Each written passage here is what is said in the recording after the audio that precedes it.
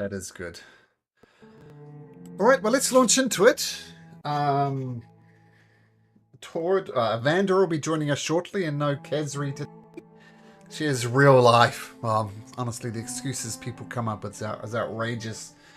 But yeah, middle of the crypts of House Mondor.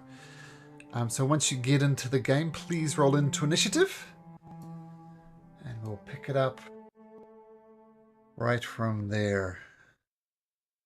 Give you a lowdown as well.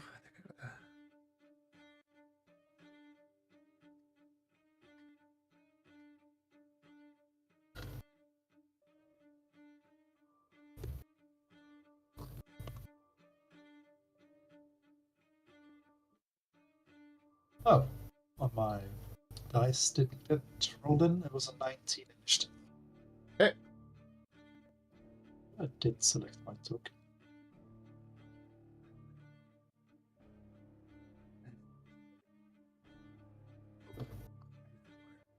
There we go. Okay. So you're 19, Bone? Is that what you said? Yes. I'll let you into the turn. 19. Oh, Adi. That's a good way to start.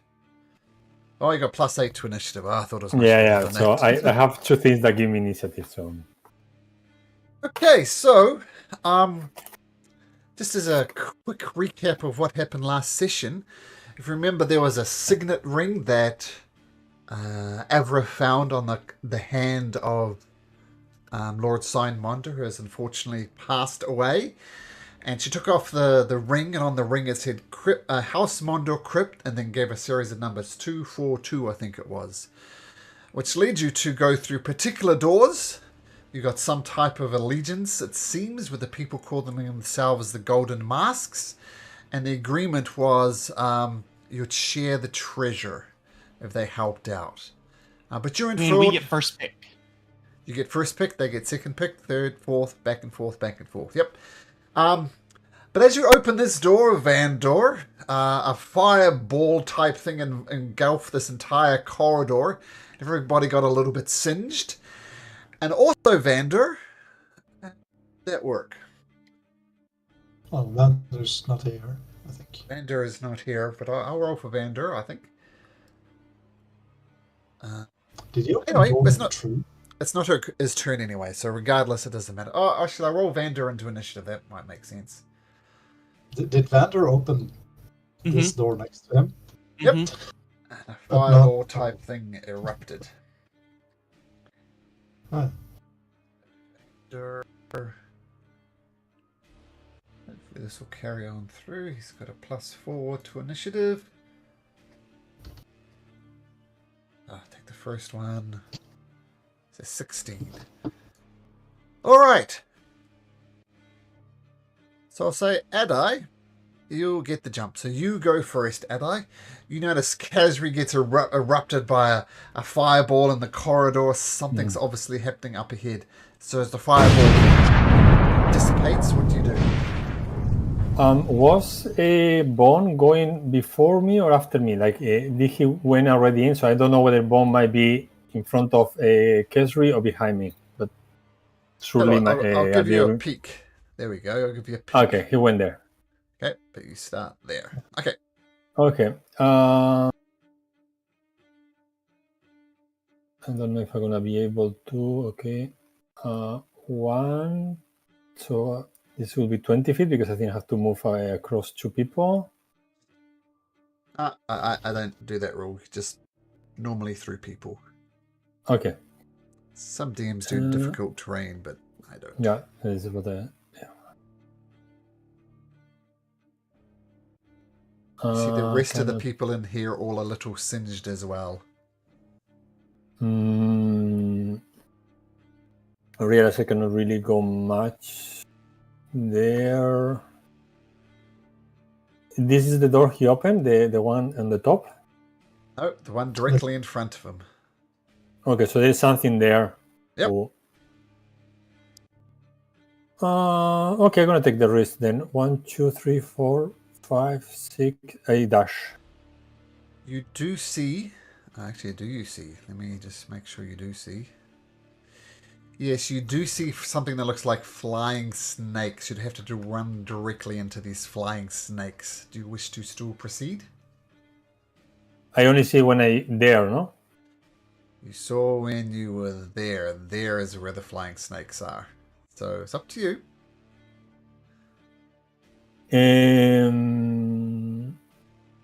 But the flying snake is here, no? Yeah, I'll make it a bit obvious. I'll change the color.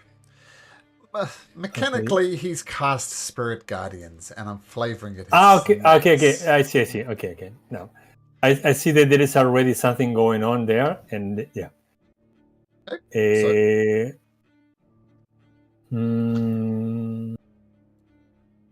I cannot do much actually. Okay, I move up and then I dash down. There's too many people there. So I move back here. Okay, so That's getting my in position. Members of the Golden Mask say they come and kind of follow up from the rear, and that'll be their turn. As they getting a bit of the old conga line problem happening. But Incration, having been singed by this fireball, can you make me a wisdom saving throw, please? Oh, I thought I was on the edge of it. Okay, wisdom save. That is good enough. So the snakes take several bites of you, and you take half of that in necrotic damage. Ooh, good roll. Holy! So 11 points of necrotic damage. And I see the snakes technically, so can I uncanny dodge it for half? Yeah, sure. I'll take 6 points. Okay, and you're still surrounded by the snakes, but to get to... Hey, what do you do? Well, I mean, I'm surrounded by the snakes, the snakes, so I might as well just come to here. Yep. And throw a card at the guy, and let's make this a special charged card. I got Sure. one charge left, so let's see here. 27 to hit. 27 definitely hits. Yes, nice. Oh, okay. Been a minute here. Let me get my specialized cards up.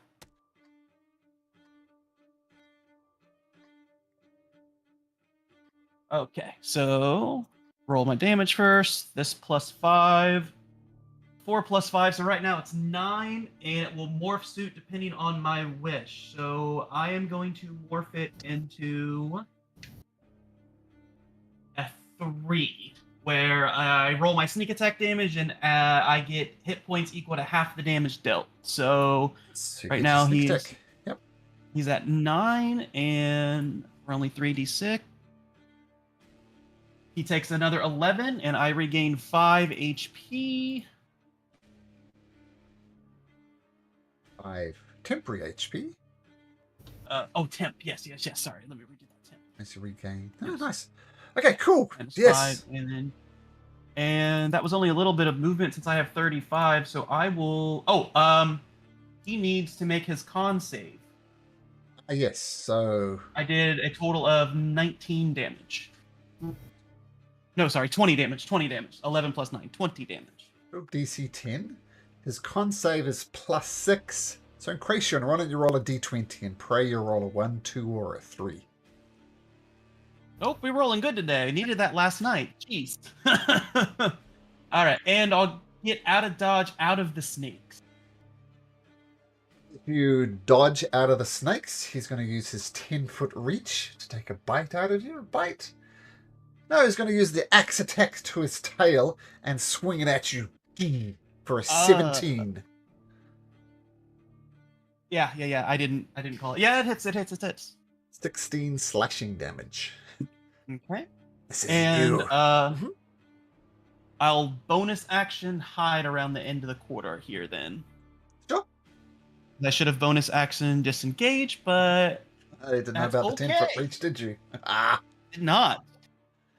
Says you The snake says, "You are not from House Monder. Leave this crypt. Bone. Make me a wisdom saving throw." Oh, yeah. Yeah, that's good. 18 is good. Take half of that. Oh, that's not nearly as good. That's necrotic damage. So you're not in the that you are raging. So points of necrotic damage, Bone. See snakes are. Oh, Bone's resistant to necrotic. Oh, okay, good. Well, normally necrotic works against people, but not Bone. Okay, as you were, Bone. Because he's gonna... I assume Vander points out that there is a snaky thing inside here, and Bone's gonna smash.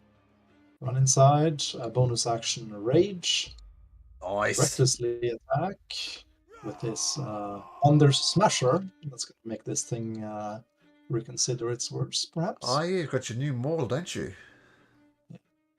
It's a Monder Maul.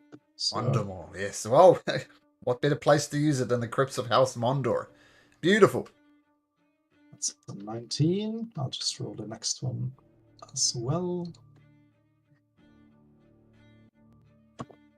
As a reaction, he throws up his shield, blocking your 19, but not your natural 20. Natural so 20! 19 misses, natural 20 will hit.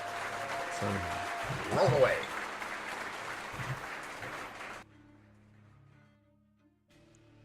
Let's see. That's crit damage. Yep. With an additional. Oh, nice. So 18. I don't think there's anything more unless I forgot it. So yeah, that should be it. Yeah. As you come in, raging as these things fly around, says, "Slice! You are not from House Mondor. You are a thief. You have his maul. You shall be first to die." And Smash! smash. Con save? Oh, con save. So what did you did? 16? So Bone, Yes. roll a d20 and pray for a 1, 2, or 3. Oh, that's not the correct one. I rolled it, bumped into the other, but it's an 11. And a 16, Regardless. so, yeah. Regardless. Yeah, it's enough. Okay, so the leader who you're talking to before,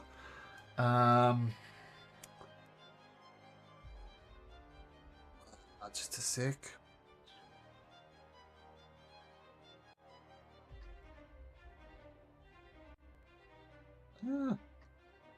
Okay, she is going to...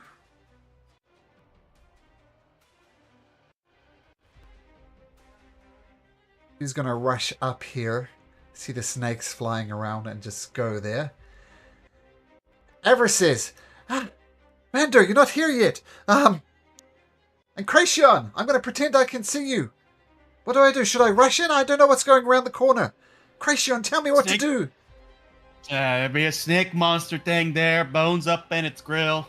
Gotta get these snakes away. Attack it. Okay. So Boyfriend Bones in trouble. So he was my boyfriend.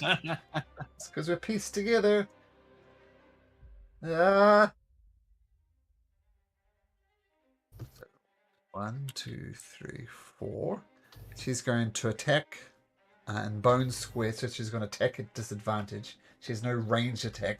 So she takes a big meaty fist, slams it into the creature, and Bone, get out my way! She tries again, and at disadvantage it misses. And she's going to make a wisdom saving throw, which she passes, I think. So she's going to take half of that, 6 points of damage. I tried my best! And the snake's thing's already used its attack of opportunity. So it's just can't do an attack of opportunity. Vander needs to make a wisdom saving throw. Take the first roll. 11, he fails, so he takes this much necrotic damage, 16. Oh man, that's not good. It's now on 4 hit points. Okay guys, what do you think Vander would do? Run away. Cast Maybe corrupting ichor and then get out of the snakes. Or heroism and then leave. Yeah. Yeah, or heroism. Yeah, one of the two. So heroism. Well, he's in there anyway, so he's going to run, tap Bone on the shoulder, cast heroism. Oops. Creatures, until the spell and creatures immune to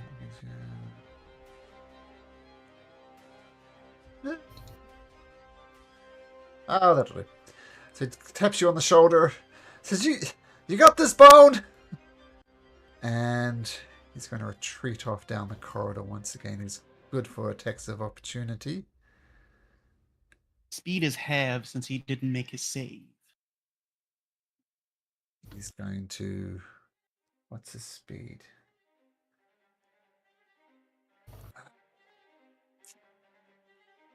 Everything's blocked that way. City, he was there. No, he's not going to cast Heroism. Can't do that and get out of the area, so he's just going to take the dash action and bump into Incration, but not say anything because he doesn't really see him, and he gets out the way because he's on 4 hit points. Doesn't have any bonus level healing or anything. Nope. So that's what Vander does. Gets eaten by the snakes, retreats back. Now, the snake sky. And you wield the maul of House Vondor. You shall be the first to die. Hammer. In fact, he says, you must leave. And can you make me a charisma saving throw, please? DC 14. Ooh. Oops. That's not good. That's a 2. As the Spirit Guardians go down, the bad thing is Bone disappears. Oh no. Banishment. Bye. Okay. Yeah, it is banishment. So I think you get saves at the, I think as long as it concentrates on it to its full length. You are incapacitated, yes. Yeah. Yep, so and it's gonna step to where Bone was and just wait there. Knowing that they're gonna funnel through. Okay, so Bone, as you really notice, but Bone disappears. He is indeed banished. What are the golden masks? Who is this? They do have a heavy crossbow. So they're going to rush forward. 1, 2, 3, 4, 5, 6. Gets there, see what's happening, and takes a step back. This one will rush there. This one will rush there. This one will rush there. Die. I look back to this queue of assholes and give me some space. And I push him then a little bit so I can breathe a little bit. And I realize that either I move forward or I move back, but I cannot stay here. So I'm going to move here. I'm going to miss this step here. Okay, cool. Nice. Because I think there's no other way probably to go there. So, and I'm going to attack this creature. A booming blade. Sure, what's that shield on you, just out of interest? Or do we have the shield marker on your? I have the shield, but sorry, I cannot. No, I don't know. No, I cannot wear the shield. So no, it's wait. The floating shield he has. Yeah, I have the floating shield, but I didn't activate it the previous turn, so I cannot hold it. Okay, cool.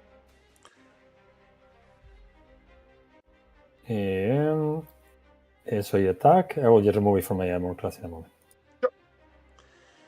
22 to hit. 22. Cast shield again, so that will miss. 22 will miss. The shield pops up in front of it. Okay, and then I'm moving here to give some space to others. Oh, can't move through an enemy square. Can't move through an enemy sure, square. I cannot. Yeah, sorry. I just missed this step already. Yeah. Yeah, it's my turn. I think nobody else is gonna fight in melee, so that's my turn. Okay, cool. These guys will just shuffle forward a little bit, giving a little bit of room. And Incration, Okay, I'll move to here. Now, I did get a 27 on my stealth, so does he know I'm coming to throw a card at him since Ad-Eye's in the way? Yeah, he does. I mean, you hit up here and then you ran down the corridor, so... Nope. So, normal attack. No problem. We will fling a card at him. Oh, I believe his 22. shield's up still, I believe, so that's a miss. Okay, 2-weapon fighting. We'll just fling another card. Okay. Nope, even worse. And I will go back here because he doesn't have his reaction because he used it on shield. Hit. That's a good point. Okay, cool. She's going to risk it. She's going to go up there. The leader of these things. And does she have a...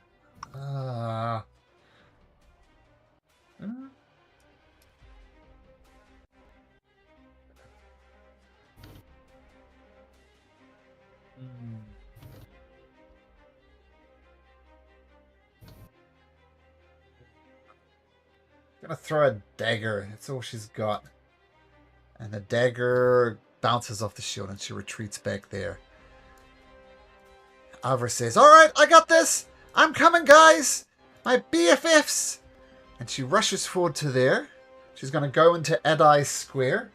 So she's going to be attacking at disadvantage. Going to try and hit it once. Boom! Misses! Hits it. Oh, god damn it! Ad-Eye, you're in my way! And she retreats back to there. Sorry, I didn't know that. I thought that was me and... Yeah, sorry. Do you know your funny steps? Get to the other side, for goodness sakes!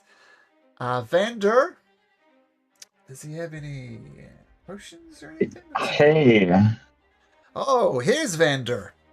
Oh. Here he potions. You're on Let's 4 hit see. points, buddy. Oh, damn, really? Yeah. Okay, then. That's not a good sign. Have I been tanking or something? I got caught up in a 3d8 with a maximum roll of 24. I rolled a 23. I rolled an 8, 8, and a 7. Oh my god. I do not have any health potions. I think Castry perhaps took some when we looted the Emporium. Is that correct? Sheet. I'll have a look. Let's bring up her character sheet. Ezri has... Nope. Yeah, but I think if she has a potion, she probably won't use it unless you are down, because otherwise it will be too risky. Yeah, that's true. I mean, 4 points or 8 points, not a big difference. It seems like I do have like all of my spell slots though, so should be good for the time being. So, who are we fighting exactly? Is it the thing inside here? Yes, Okay. and Bone is banished, so you're also kind of looking to break its concentration. That's been rolling quite well so far. Okay. Am I able to sneak past? Yeah. Everyone? Yeah, this is an ally. You're all fighting this thing. Past? Yep. Okay. Sure. So I will try to do that. I'm going to use 20 feet to get down here. Something else you've discovered is, well, it does have a 10-foot reach, but its reaction is gone, so you should be able to retreat easily enough. Okay, cool. Tell me, Malcolm, does the thing wear any sort of metal?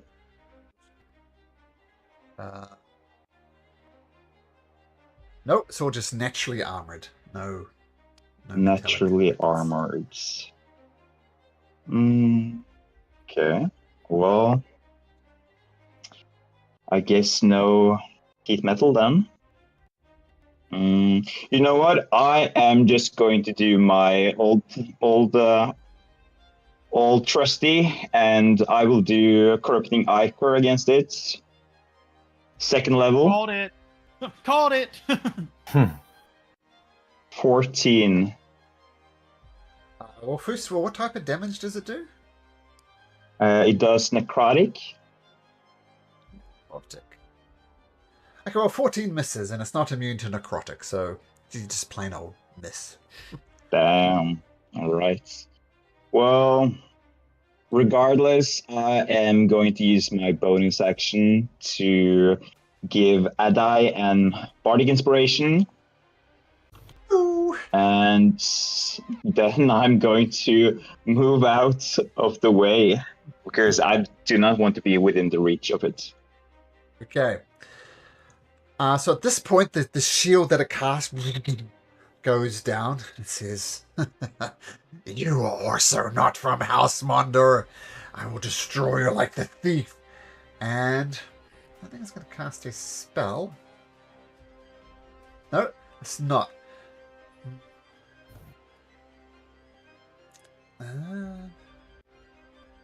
First of all, it's going to try and bite you. Straight roll. A 24.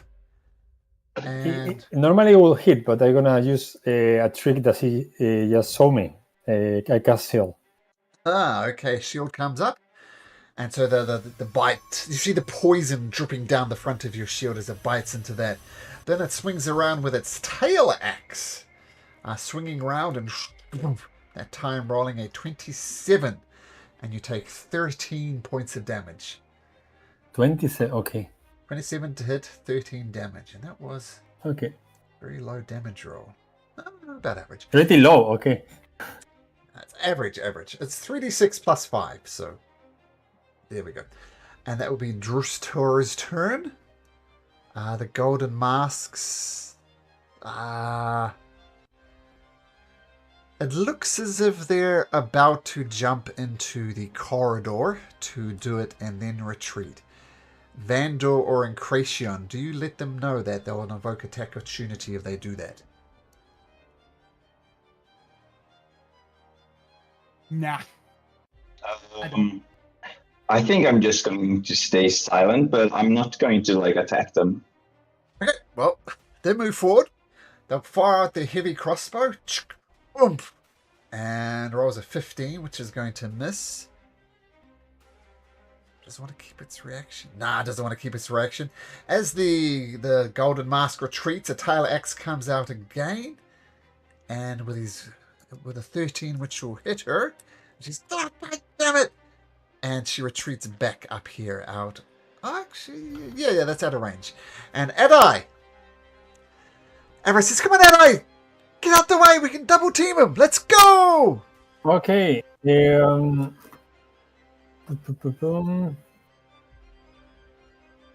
I think with an attack or use of a spell. Where? Okay, I cast Flaming Sphere behind her. Behind the. Sorry. That was my bad.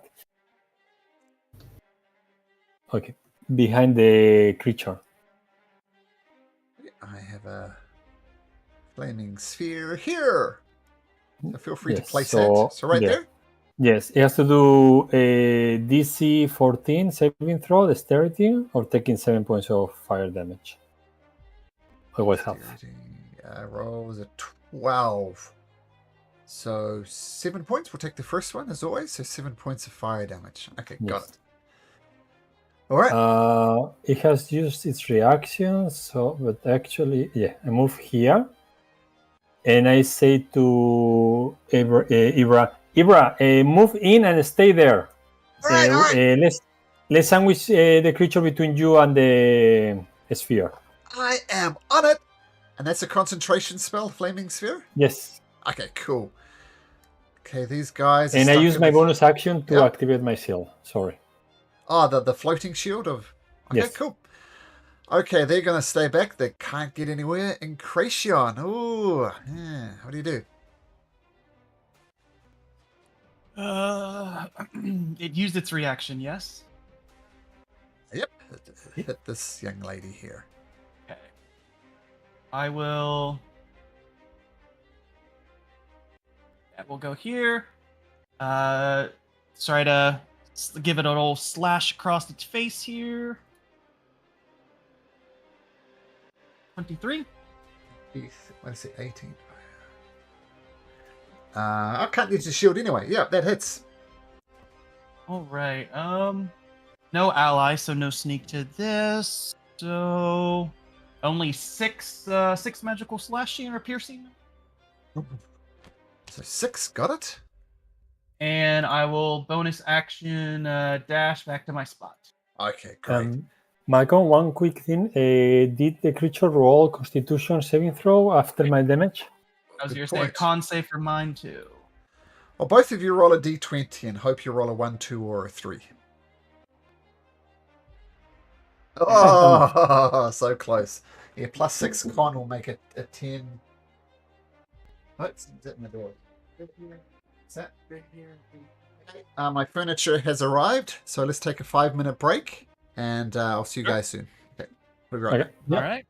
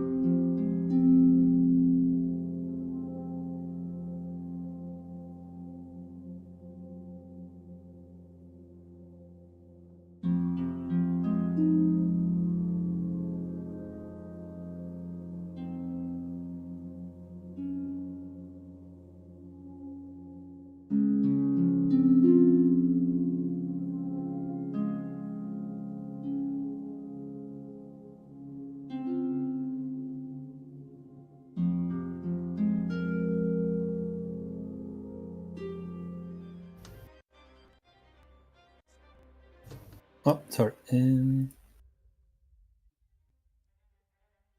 Okay. What happens? You explain it to us. My eyes started glowing, and I jump up and I say, "Fuckers! I told you to give me more space. I have to fight." And I push this guy below me, so that he gives me some space. Well, actually, the death saving throw happens at the end of your turn. Yes. But No, it's just this is so colorful. I don't Sure, do much, but sure. just push him a little bit. Yeah, that was That's a my turn. natural 20 on the death saving throw. Fantastic. I mean, he got 220, so it's fair. There we go. He's So you're fine. prone on the ground with 1 hit point. You still have your Bardic Inspiration. Yes. 1, 2, 3, 4, 5.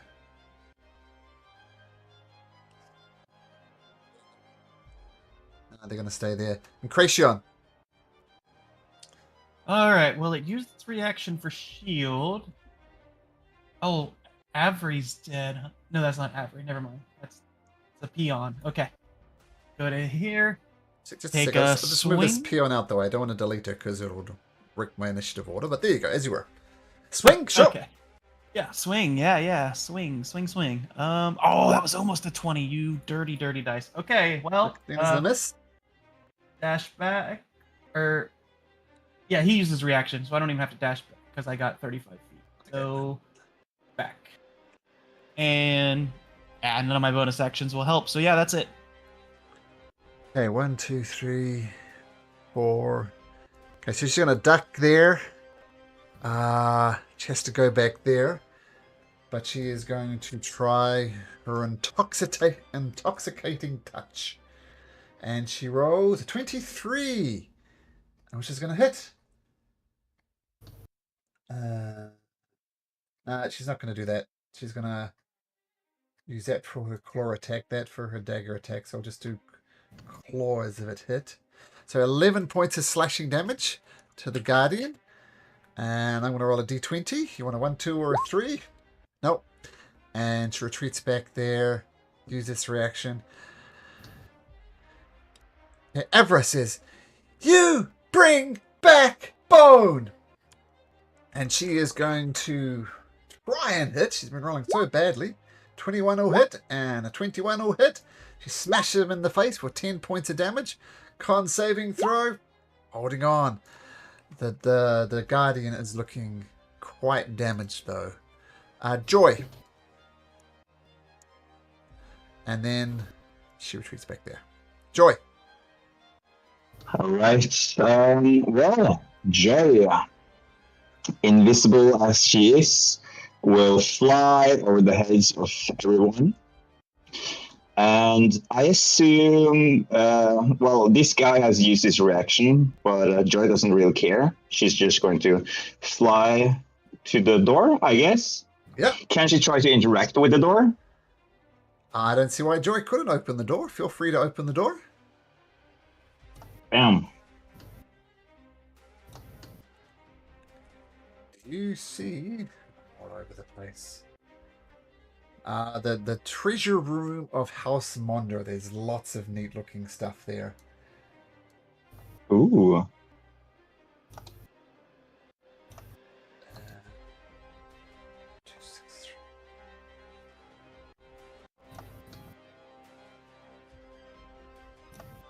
Okay, just want to give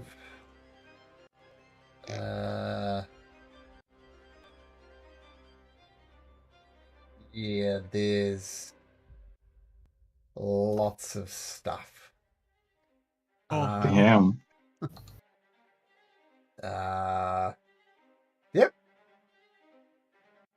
I think Joy, well, if Joy wants to get into it, I think that would be fair to happen next round. Sure. Because, well, actually, no, she's quite fast. Hey, make me she a has perception. 70 yes. Make me a perception check for Joy. All right. Let's see. Perception. That's wisdom, right? Yes. 12.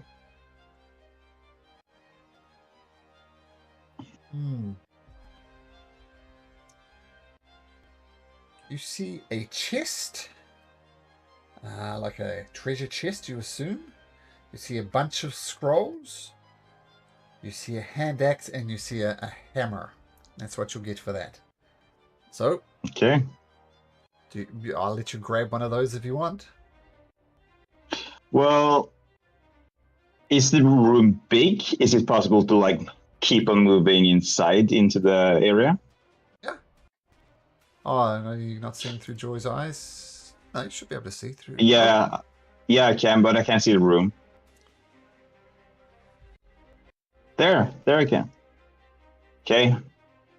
Well, Joy's just going to like, as she opens the room and notices all the treasure, she's just going to fly inside and like snicker to herself and be like, "Ooh, shinies!" And yeah, and she's just going to like go around inside the treasure and check out what's inside. Okay. Maybe. Vander, still very damaged off in the corner. What do you do? Well, that's the question, isn't it? Yeah. I still can't move anywhere that's useful. I can't heal anyone because my healing isn't. I don't have range with my healing. Yeah. You know what? I'm going to use a spell slot and cast Cure Wounds on myself. Actually. Good call. Maybe. Yeah. 14, not too bad. At least I live a little bit longer. Okay. And yeah, that's my turn. So, now I was going to say if you played dead, but you shouted at the golden mask next to you, Adai. Yeah. So, actually, is it going to do that or cast a spell?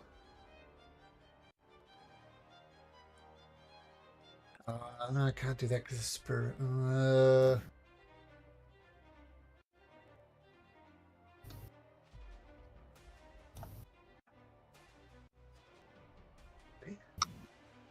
Come on, attack me.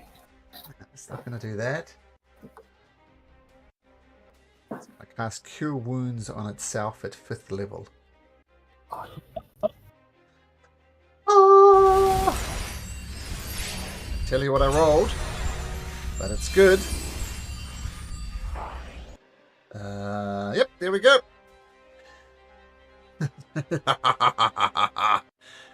The golden. It's too much of a conga line still. Adai, on the ground prone. What do you do on 1 hit point? That's my jam.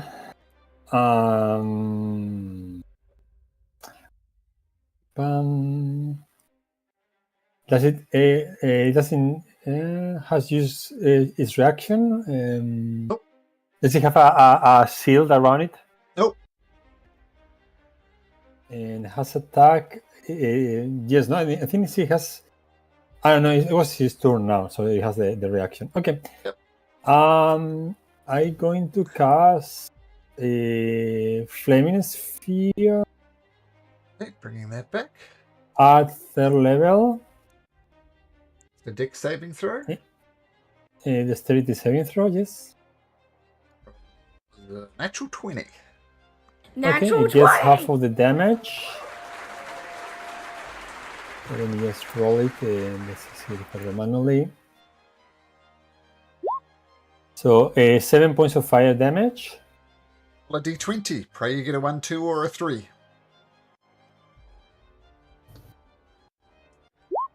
7. Oh, bone remains vanished. Okay, and that's. I'm not going to move, I think. Makes no sense. So I'm standing, of course.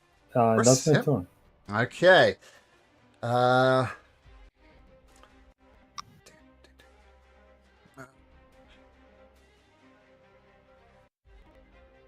This one's going to rush forward. Foolhardily, I think, but Can't decide. 1 to 3, she rushes forward.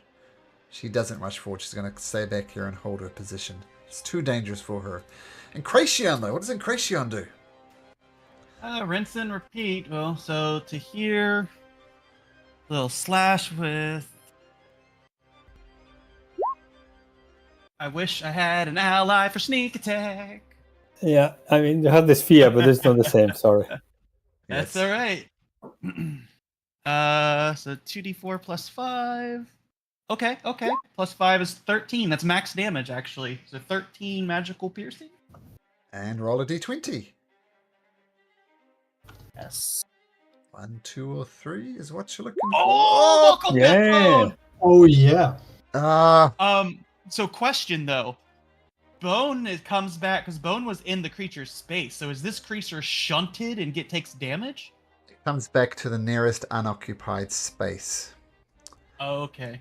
So I'm going to put him the other side of the fireball. So you'll be... Oh, come on. That's not fair. Well, can he push the fireball with it? I've lost my Naga. Where is everything so... I mean, you can drop concentration on your fireball at any time. Yeah. So she is there. You are there. I think Bone goes to the unoccupied space. I don't think you need to move the... Yeah. That's where everybody was, right? That's you right under the scroll. Mm-hmm. Okay.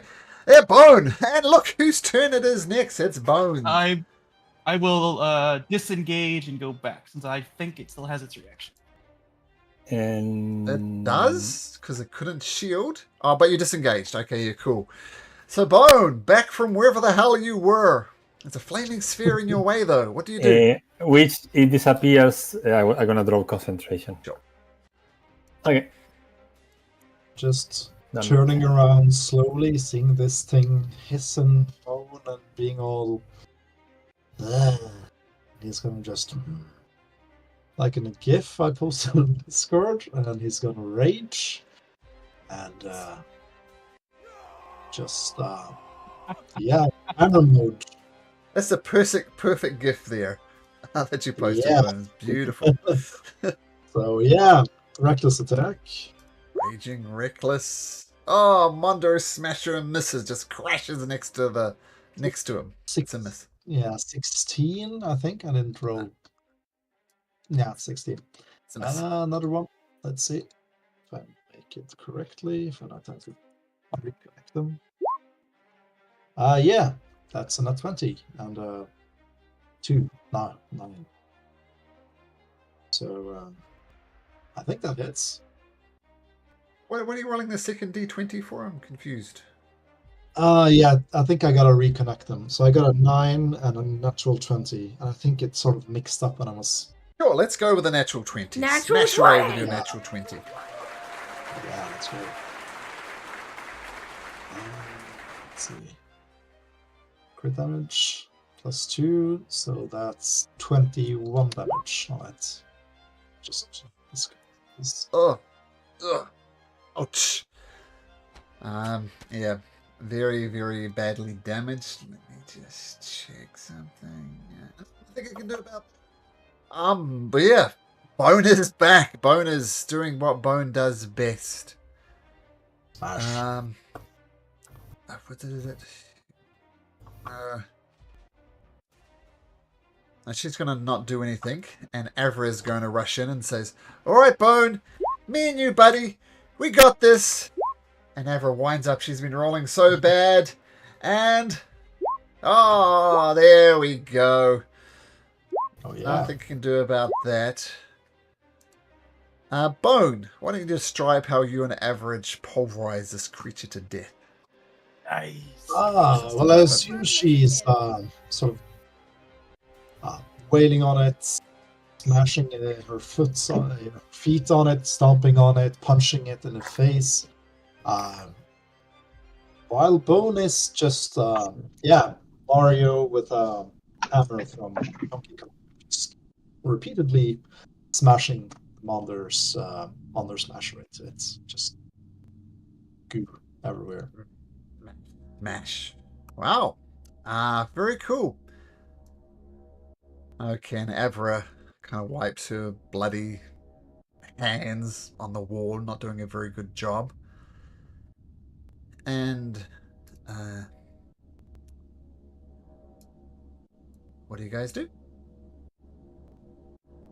I move forward because by the way, since Joy did spot some kind of treasure while the people are fighting, can't you try to check it out now?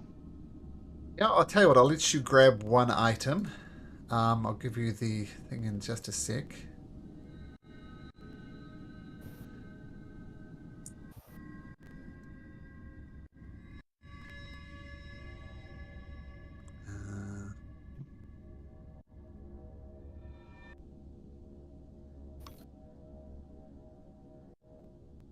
Okay.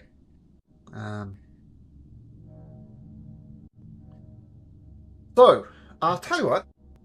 I'm just gonna put the full list in here. Might give away some stuff, but I think it's just going to be easier since we had this deal. So, there's what's in the room. And check Discord.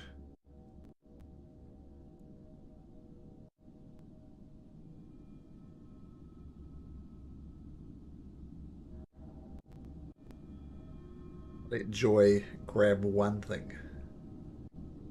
Wow.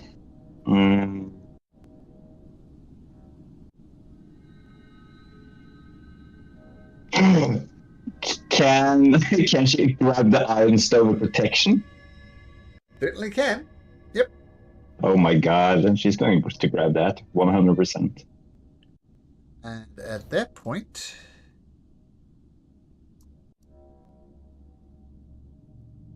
can you see into the treasure room, Bone? No, but I can move into it, I think. The dynamic No, lighting. I can't. Okay, well, No, I can't move into it either. let's just say we'll do a more theatre of the mind. Yes, she'll be, who looks like this, by the way. She rushes into it, along with anybody who else wants to go. And she says, all right then, let's take turns. As agreed. Yeah, I'm also move inside because I need the space. Okay, I'll move everybody inside. That really matters. Okay. Well, I believe you had first dibs. You get the Iron Stone for free, in other words, Joy, so add that to the party loot. Right. Weren't there something that we really needed, though? Yeah, there was a specific something. I'm trying to remember what it is. Is there another room beyond this one? There's stairs, no? Or something? No. The other thing to note about this, there is a leather-bound book on a table, which I assume is this one here. And it has written on it the personal journal of Lord Signwander. Okay. Yeah. So that's what we want, but that's not what we are. Okay. That's what we want. I guess we'll put it to vote, but I'd say we take the journal first. Yeah. Yeah. Like the secrets. Interesting. And I'll show you what's in the journal in a little bit. And she is going to take...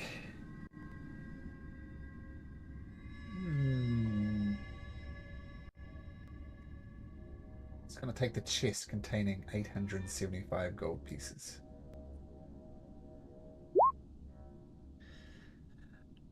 Your choice. Knowing how hurt we are, maybe we should take the wooden vial with the 6 potions of healing. Yes. Yeah, that's good. That's probably worth a lot, yeah. I mean, probably not worth a lot, but useful in a way. Yeah, it will probably less worth another money, thing, but I will take that too. I think we need them. So yeah, I mean, it will save us a lot of money, regardless. Yeah, because the princess has like a thing on the potions now where it's like 200 gold just for one basic potion, so that's probably No, I agree. I think we need them, so just get them. No problem. It will take the Gem of Brightness. Pretty good, yeah. Vander and Ada, you guys are spellcasters. Maybe you want the gemstone pouches since it's worth 630 gold pieces. You need gemstones in your spells. I mean, it can be used to buy stuff. So I think could be a good idea. Either that or maybe that collapsible scale crossbow shape thing. I would rather take the gemstones. Are easy to move, and it's a lot of money we can use for other things. Gemstones? Yeah, that's probably not a bad idea. Yeah. Stone's worth 630 gold. Yeah. Yep. I like the mirror with "You can do it" written on it. Pretty funny.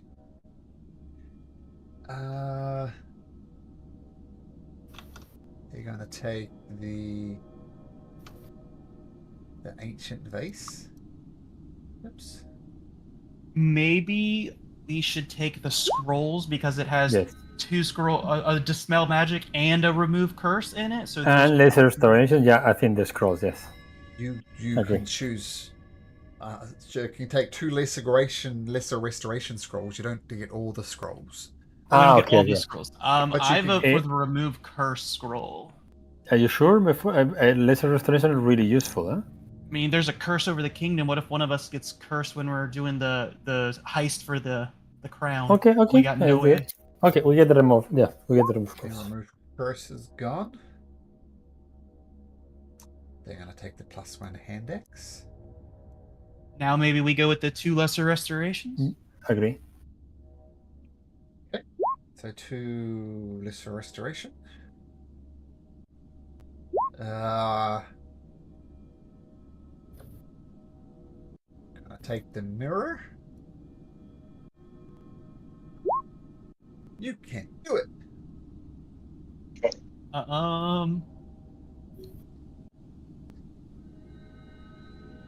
Let's see. Well, Bone has already a +1 hammer or +2 Yeah. hammer. So the light That's hammer- one. I think the hand axe could be useful either for me or for him. They It's a took the magical hand axe. weapon. It can be thrown. It can be They used in took it. combat. They took the hand I axe. took it. Okay. You take the hammer if you want. Can you throw a light hammer? Yeah, it's just a lot worse than the hand axe, I think. I mean, I can use it in combat. I can use any weapon. So, but I think if I cannot hit with my weapon because it's not magical, I can use other things. I would rather take the dispel magic. I'm gonna get the spell probably next level. I don't know the scroll or the +1 hammer. Whatever you prefer. But just to let you know, the light hammer is a ranged weapon with 20-60 range on it, and it does 1d4 okay. bludgeoning. Mm-hmm. So it's the strength version of a dagger. Yeah.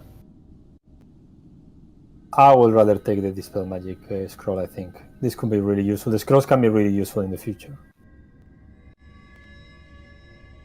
Spell magic scroll is gone.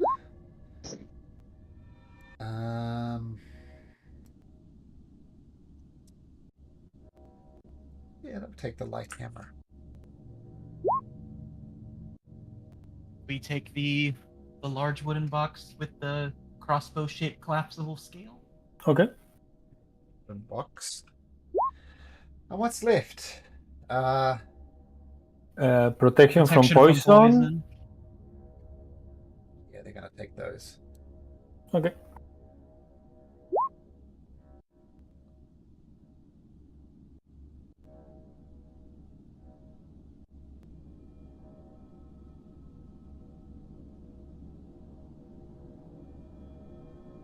It's what's left. It's just the paintings, isn't it?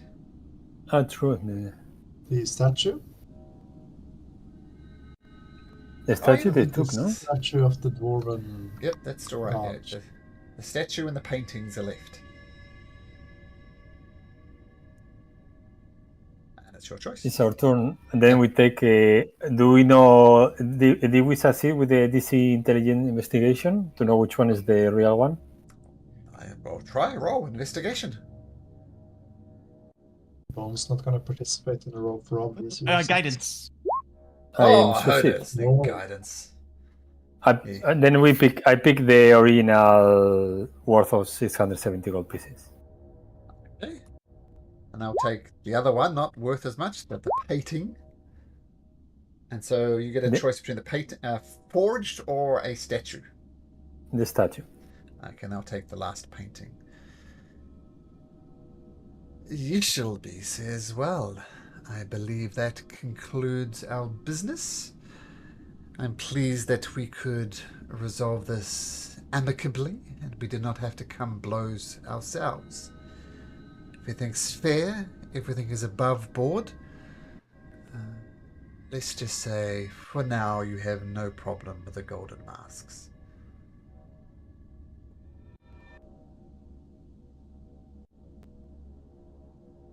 Let's go outside. This place is too crowded. It's too crowded. So you shall be, and the rest of the golden daggers, they leave, and you find yourself. Before she leaves, Yep. As she's saying that we'll have no problem with the gold mask, Vander will just respond, "That's perfect, and you will have no problems with us." That is good. Us is so ambiguous, though. What do you call yourselves? We are the Golden Masks, and you are? Hello, I'm Vander. Nobodies, yeah. No, a group name. The Nobody. The Nobodies? Marsh. Maybe that's something you need to work on. A good day to you. Smash Browners. Good day. Well, I do like being discreet though, so I don't know, a name that would fit being discreet would probably be suitable. I feel like we do kind of operate in that manner as well. Well, except with Bone though, he's something for himself. Crown Smash. Crown Smashers. Do you have the journal of Lord Signmonder? Would you like to read it? Yes. Yeah. Yes. Could we take a long rest while flavorly someone reads it? A short rest.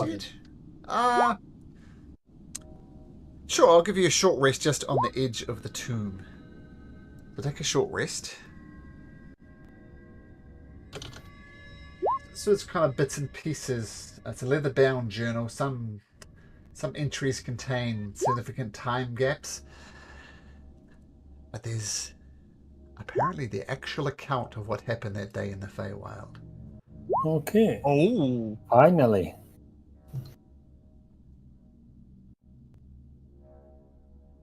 What does it say?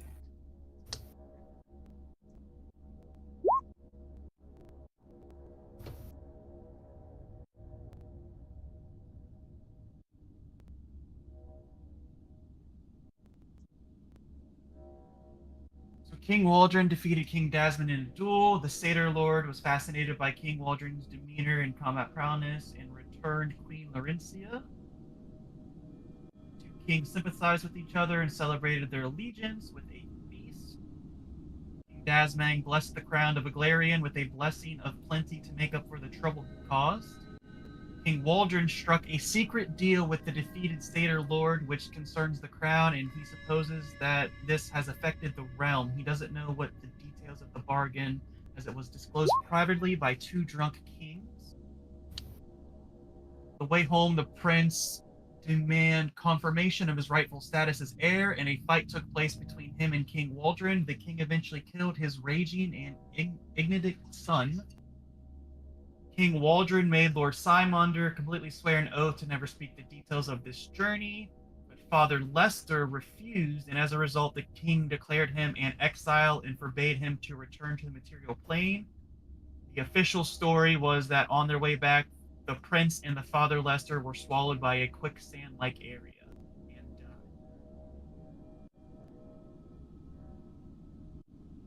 case it's not obvious, the big thing there is the king killed the prince. But also that they left behind someone, no? The father. Father Lester was left in the Feywild. Which is important. Because Lord Signmonder took the oath to the king and said he wouldn't reveal it to anybody, which he didn't. But Father Lester refused to take the oath and was exiled. But yeah, according to Lord Signmonder's journal, the king killed the prince.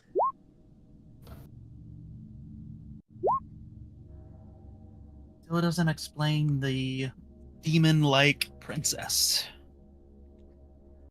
The deal. The drunken deal.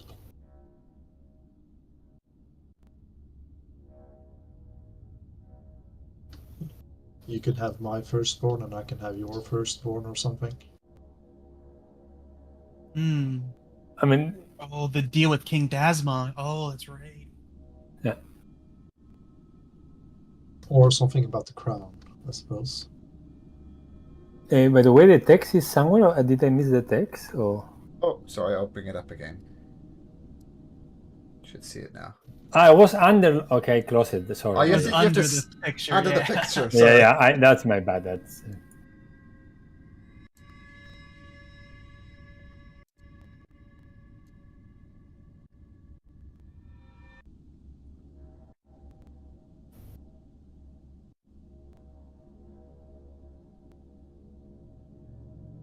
I mean, they returned Queen Lyrincia. So I think if we think also that the queen will be involved in this thing, like, you know, she already has prepared the situation.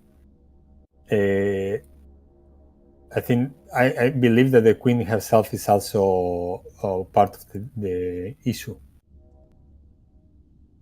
A conspirator, probably. Yeah.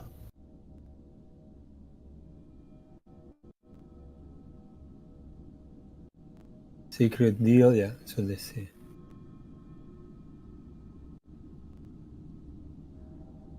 The secret deal, yeah. Secret deal which concerns the crown, and King Dasmon blessed the crown. Yeah.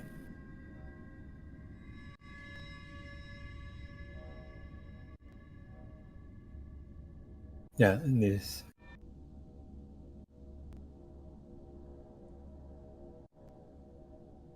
Okay. So then basically they made a deal already about the future of the crown.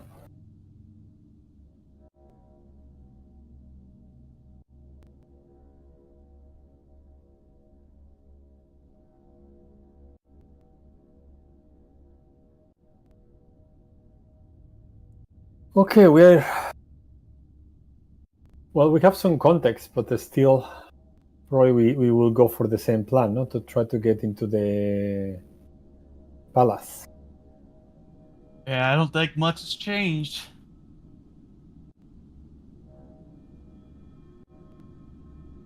I mean, later on, I mean, hopefully we can manage, but I remember we have seen this ziggurat outside of in the new map.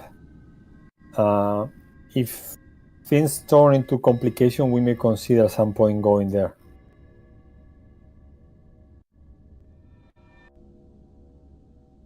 It's true. Okay. I don't know what to do. I think either we are ready to go there now, or should we take a rest? What do you want to do? A longer rest, you mean, or? I mean, we took a short rest. The question is whether we are feeling like going there, or we should take a long rest, like going tomorrow. Yeah. By the way, I found something, or I shan't take credit for it, but Joy found something interesting in the chamber before the rest of the party arrives, and Vander is going to show everyone the Iron Stone of Protection. This seems interesting. Oh, this I could find. It is. Do you think anyone would find this useful? I feel like either you, Adine, or perhaps Bone would like to have a little stone companion to keep you safe. Maybe Bone. I think I'm fine. Maybe Bone or maybe one of you. That's Castry as well, of course. yeah. Just so you know, protection just +1 to your armor class. Mm-hmm. Yeah. No saving throw ones, but sometimes it is just +1 to your armor class. Shiny stone. Yeah, what do you think, Bowen? Would you like to have a friendly stone companion to follow you around? You have to take good care of him, of course, or she, if you'd like. Okay, master. Okay. Feel free just to add that Christian and attune to it during that short rest. That's fine. And regarding adding, I think everyone should add one potion of healing, no? Because we have 6. Yeah. I figured 1 potion to everybody, and Vander can have 2. Yes, and Vander can, because he can give 1 to Joy. Can Joy equip or wear potions, though? She can pour a potion, perhaps. Even if she cannot, I think it's good that you have 2, because Joy could always take them from your belt. Yeah, that's true. So I think I definitely I agree. I can add 2 2, doses. and the rest of us 1, and then we should tell Kesri that she has 1 next day. I'm adding 1 to a character sheet now. Yeah, that would be great, yes. Potion of healing. That's normal potion of healing, right? Yeah, so what is it, 2d4 plus 2, Right. I think? Yeah, cool. Good. All right, added. Ezri's got hers, so that's good. Okay, and we have some stuff that we can use to buy something when we need it. Yeah, I calculated it. It should be around 1,840 GP if we sell all of the stuff that's named in price. Yeah, that's how much is 1,000? Sell everything because I can use my lovely little spell, as everyone knows. Distort value. Yeah. It's going to be so fun when I change from person to person, scamming people. Hopefully. We'll see. So we just keep it as a almost group 1,600 gold. What should we do? Shall we keep it as a group money for the moment? Yeah, I mean, we gotta find somewhere to buy because it. we have to sell it, and so it's not like coins. Okay, I'm gonna make a note and then just also to remember myself. Okay, then back to the question: do we need to rest one day before going to the?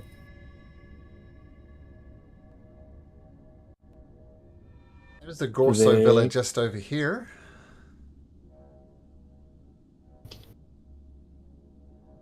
I mean, I definitely can use some rest, but if you guys want to go, I think I will be fine. I'm good with resting because Incration would sneak away to report to somebody.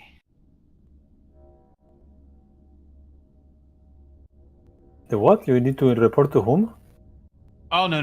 That's tabletop, I'm saying. If we rest, Incration is sneaking away to report to somebody.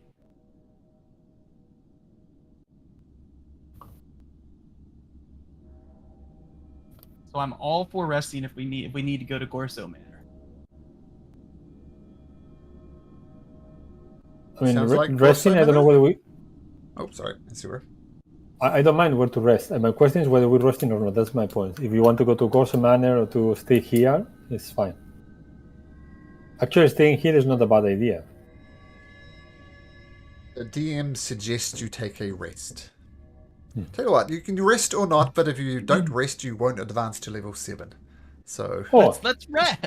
Let's rest. And then I want to sneak off to the monster menagerie, Malcolm.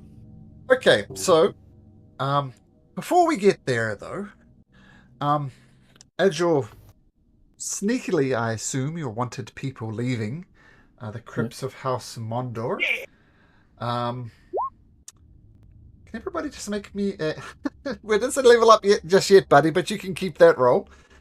Okay. Can everybody make me a nature check? Guide myself. No, it's not something that makes sense to guide. Okay. What is it? Ooh. Okay. So as you leave, actually, as you leave the royal, the noble, the high district, and about to cross over the bridge, there is lots of death and decay around. I don't know if you remember, but you came across back here. There was children eating the corpse of a body. And there are corpses around that usually the red cloaks or the royal guard, but apparently sanitation is one of those things that's died. And you see a young girl, about 9 years old, and she's looks very, very hungry. So much hungry that she's down on her haunches, eating from some berries, and she's just plucked one in her mouth. And you know, Incretion, that what she just swallowed is deadly poisonous. She pops another in her mouth. Lady luck be with you if you're that hungry, miss, but I don't think you're gonna make it much longer. What do you mean, mister? Pretty poison berries. You might want to make yourself throw up, or, like I said, may lady luck be with you. When you say poison, how poisonous? I'm so hungry. Well, if you keep eating them, you won't ever have to eat again.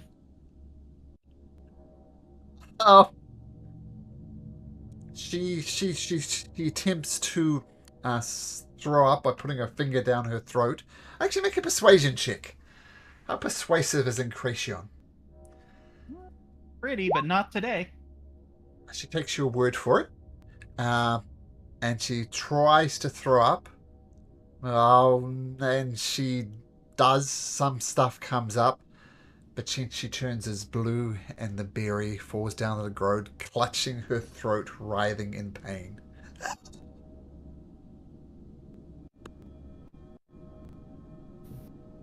No, you don't like this, but I think we should put her out of her misery. There's no saving her now.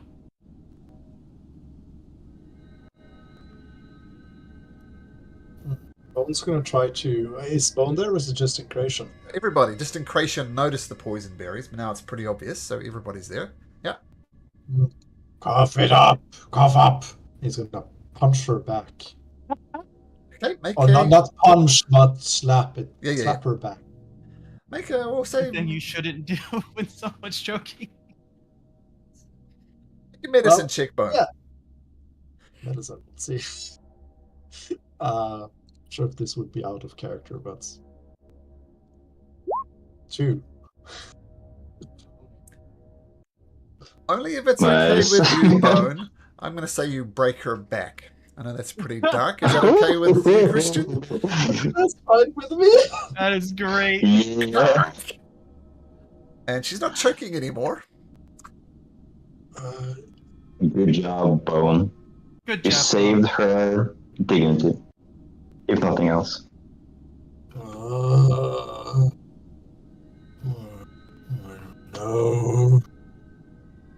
Don't lie.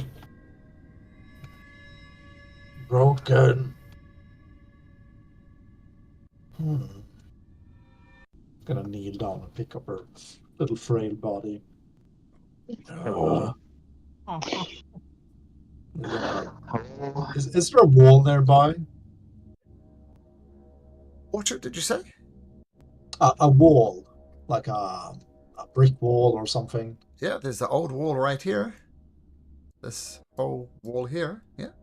Oh yeah, he's gonna just start repeatedly punching his fist. Yeah. Okay. Until it breaks or something. Yeah. Okay, well, let's say you've got a big punch. You take 1 point of damage on a d12. So. Yeah, there it is. Well, it's slightly broken. Then it starts regenerating. Ah, perfect. I approach the girl. So is she dead? It was like this foam is come. As I said, this is a dark campaign. Foam's kind of dripping out of her mouth from the poison, and you see a big indentation in her back where Bone failed to revive her. Oh, pray. Was not your fault, Bone. Oh, and she was already dead when she ate the berry. You just made it painless. Did her a justice. Bone, help.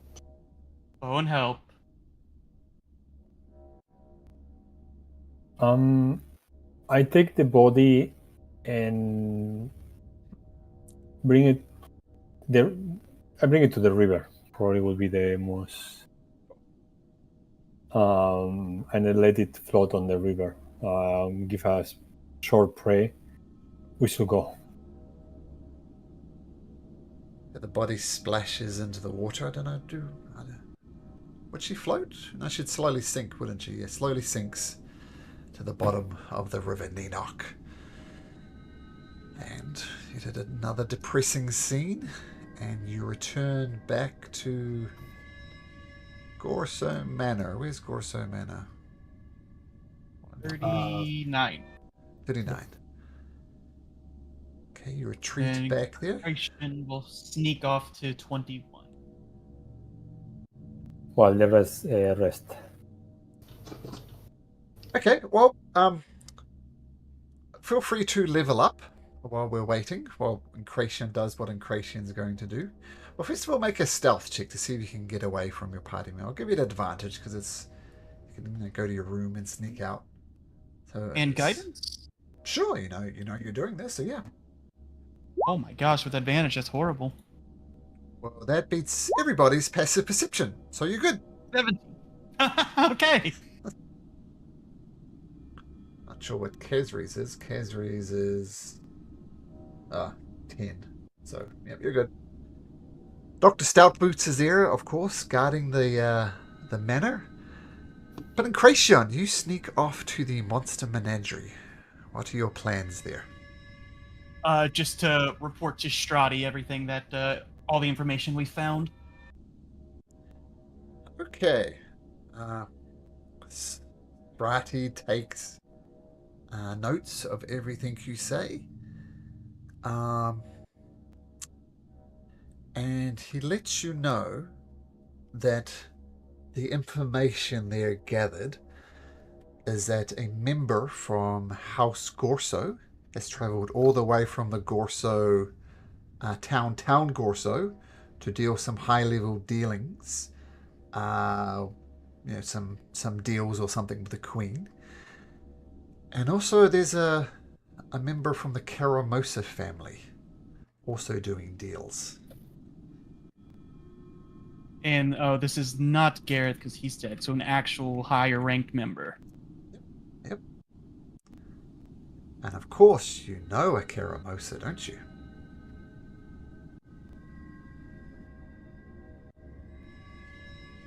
And then a Caramosa family. You know, Adai is a Caramosa. Yes. So, 2 links there. Oh, and his father was gone, that's right. So his father's doing the dealing. And that's the information that Strati will share with you.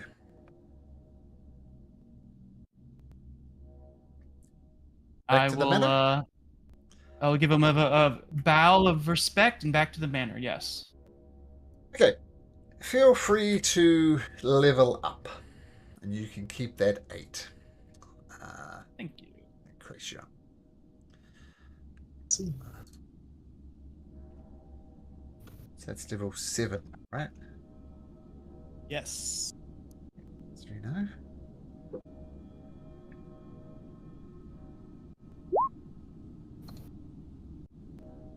Don't get a 2 or a 3.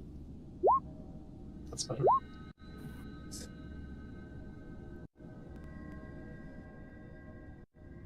Ender, Adai, are you rolling or taking the average? Rolling. Cool. Yeah, same. Okay. And we got a long rest as well, right? Yes, long rest. Good. No. Wait, I'm supposed to roll. Yeah, it's 1d8. Oh, pretty good. Adi a little low, but the rest of you pretty good. Do you relay that information about the Gorsos and the Karamosas inside of the palace? Yes, I do. Okay.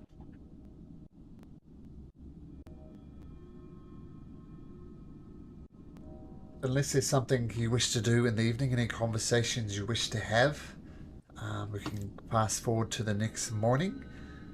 Once again, Dr. Stoutboots is more than happy to keep guard, and yeah, the Gorso Manor, he doesn't feel he's particularly good because he's so damn slow. I think his base movement's either 10 or 15, so I'll just stay and watch the match, guys. You go do what you need to do. And what you need to do if you wish to advance into the palace, if you remember, you've got a location of the a Tunnel of Love, which effectively starts right about there.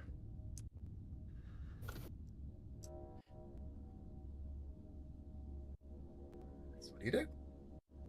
I guess we should, unless there's any preparations we need to do. Well, friends, you know what we gotta do. Let's head on there.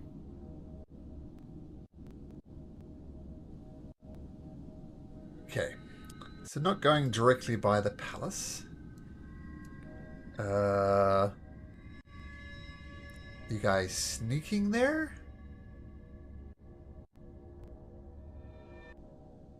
So, need a group stealth check. Okay. Well, I will guide you. Yeah, thank you.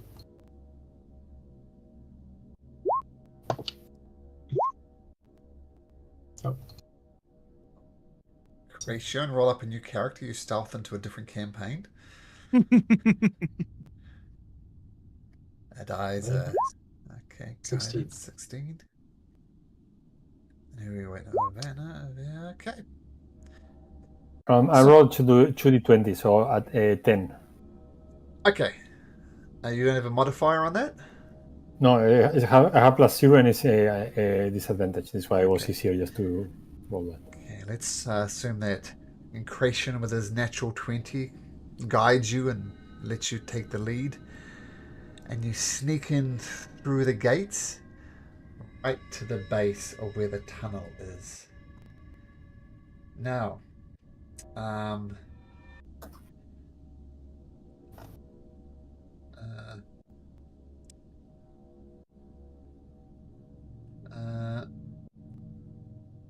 so there's a royal estate here. Let's assume it's this red build or this green building here. And according to the architect who talked to them, this was initially used as a meeting place for the royal family, just on rare occasions to hold private meetings. But has it been abandoned for a long time? It's unguarded, abandoned, and shuttered. Easy enough to get through the shutters, though. Oh no, not the door. There, thick, sturdy wood. Around the place, they're boarded up very well. The doors are shut, locked. What do you do?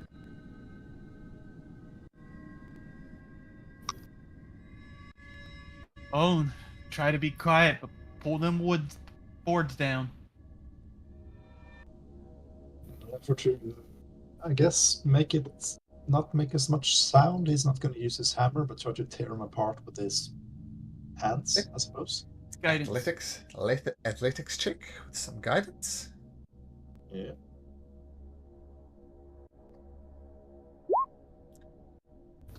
That's 4 plus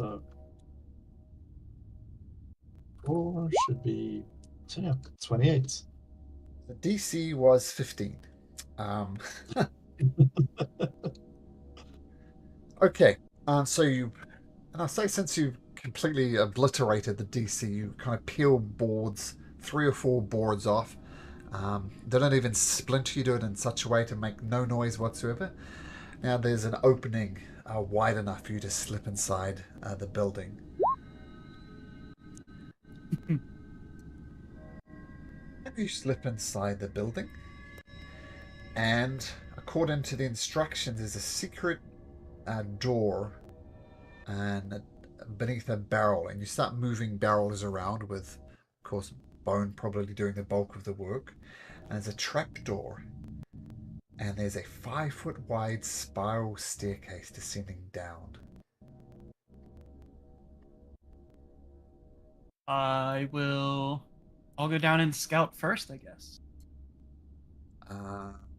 It's dark. You have dark vision, though, I believe. Yes. Where is it? Oh, there we go. There we go. Ah. Oh, there we go. Sure. So what are you going down before the party? Yes, just to kind of stealth my way down there to see if there's any creature or anything that has found its way into this passageway. Not a rats, but they scatter out your way as you see them.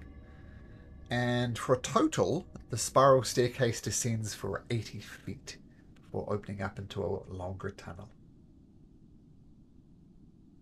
Go back up and relay that info.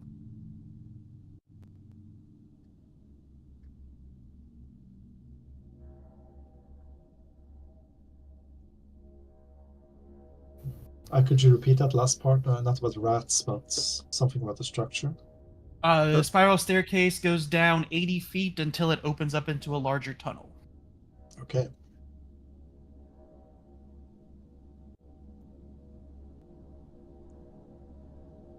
Oh, Ed looking down the tunnel, you see absolutely nothing. I believe you're the only person who doesn't have blind sight. Dark vision.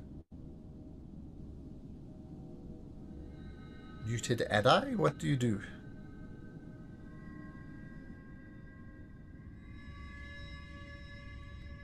Does Adi hold something? A sword or... Yeah, sorry. I will need to bring some light, which I think I have. Just give me... If you pull up a torch, Bone's gonna touch it. Bright. It's gonna cast light on your torch or whatever you're holding. Oh, thank you. Oh? Oh, and since when do you... Complicated creature, Bone. I like you. Light. Okay, so you descend down the tunnel, and there's lots of water and bits and pieces down there. You enter into the so-called Tunnel of Love. You see statues of what you assume are ancient kings. Actually, there's some torches here. Oh, sorry. This way is torched. There we go. Don't even need the light spell. So there we go. That's good to have. I will bring it into the backpack, but it's useful. Sure.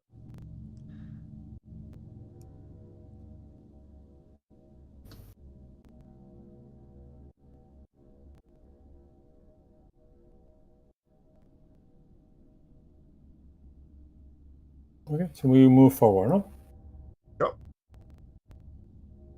Oh, look at the handsome new Vander, by the way. Look at that guy. Yeah. So handsome. And you advance, and there's some type of gate there. It's an ornamental gate. Yeah. And this force field type thing allows you to progress no further, Bone. I'll hand the key to Bone.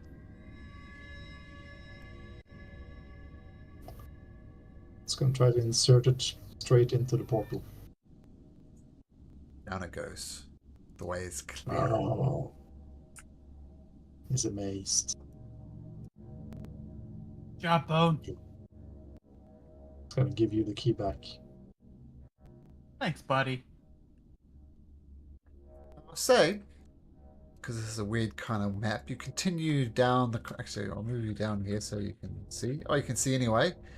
Hold still for a second as it kind of continues around over to this side of the map.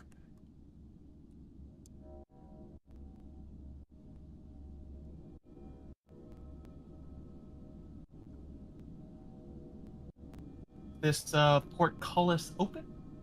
Everything is open. It's just not so much a portcullis as an archway. And this is water. It's sewage. There's fresh water coming down here, but this is nasty sewage, and there's a rope bridge going across it. Almost dips into the water, central point, but does not. Maybe one at a time on this bridge, guys. Water poo. Give me a D20, Bone. Okay. Let's see. 7. Thank you. Yeah. Sure. The bone's rickety and it creaks and groans as you go across it, Bone, but nothing much of note happens, and you can safely traverse to the other side if you so choose.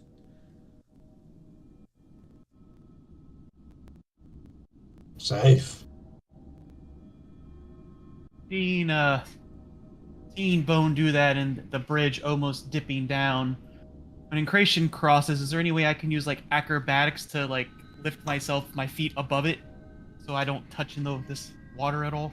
It almost dips into the water, so Bone went through, kept his little toes perfectly dry. Almost. Okay. Oh.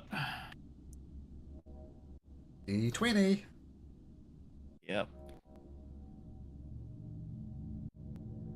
It could be bad, could be good. Never know. You're good. Right. Carry on. Yeah. Then you will see what happens when you roll that.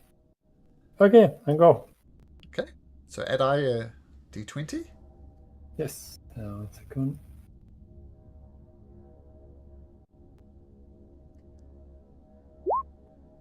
19. Cross without incident. And Vander, handsome Vander, if you wish to do the same deal. Close, but not close enough. Okay, so you cross over the bridge all successfully. Then I'm going to loop you around again to another portion of the map as you continue down the corridor till you get over here.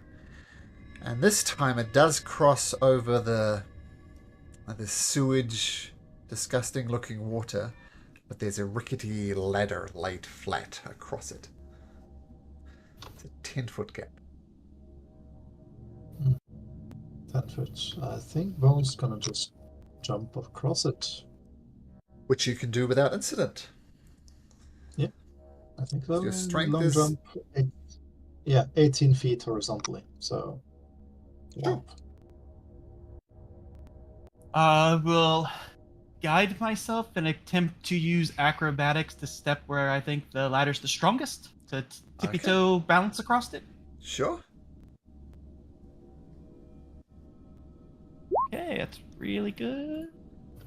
28. Cool.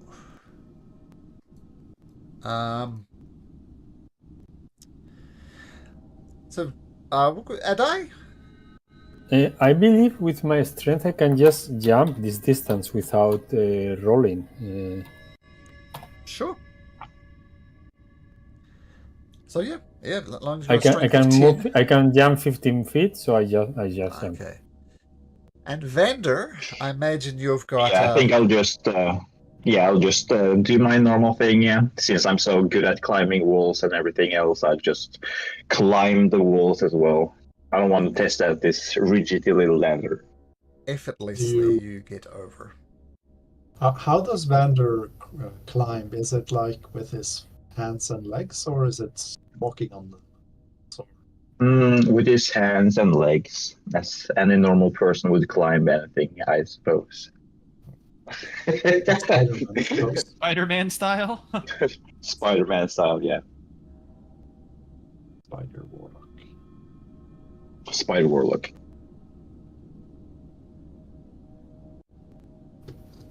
Okay.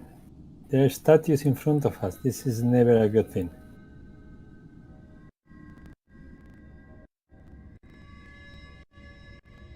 You guys carry on? Yeah. Carry on.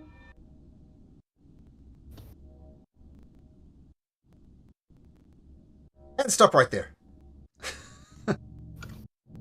So, there's cockroaches in here, there's rats, and there's a whole pile of crap right here.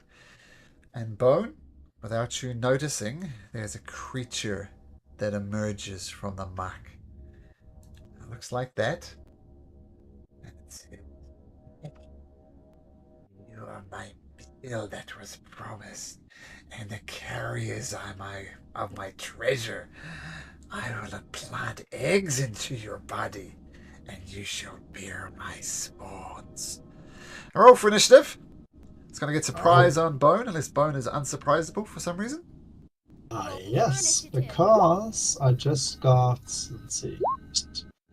Oh, If danger you're sense. surprised at the beginning of combat, but not incapacitated, you can act normally on your first turn if you enter rage before doing anything else.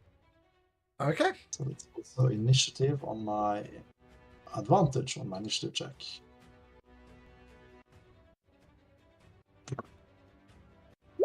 Well, that's not too good. 12. 12. Okay. So, Adai, you don't see this coming. I have also the alert feat. I cannot be surprised. Okay. So you see this creature emerge from the muck and filth. She thinks you guys are going to be her next meal. So Adai, what do you do? Does it look like an undead? It seems to me, but I'm not sure. Tell you what, make a perception check.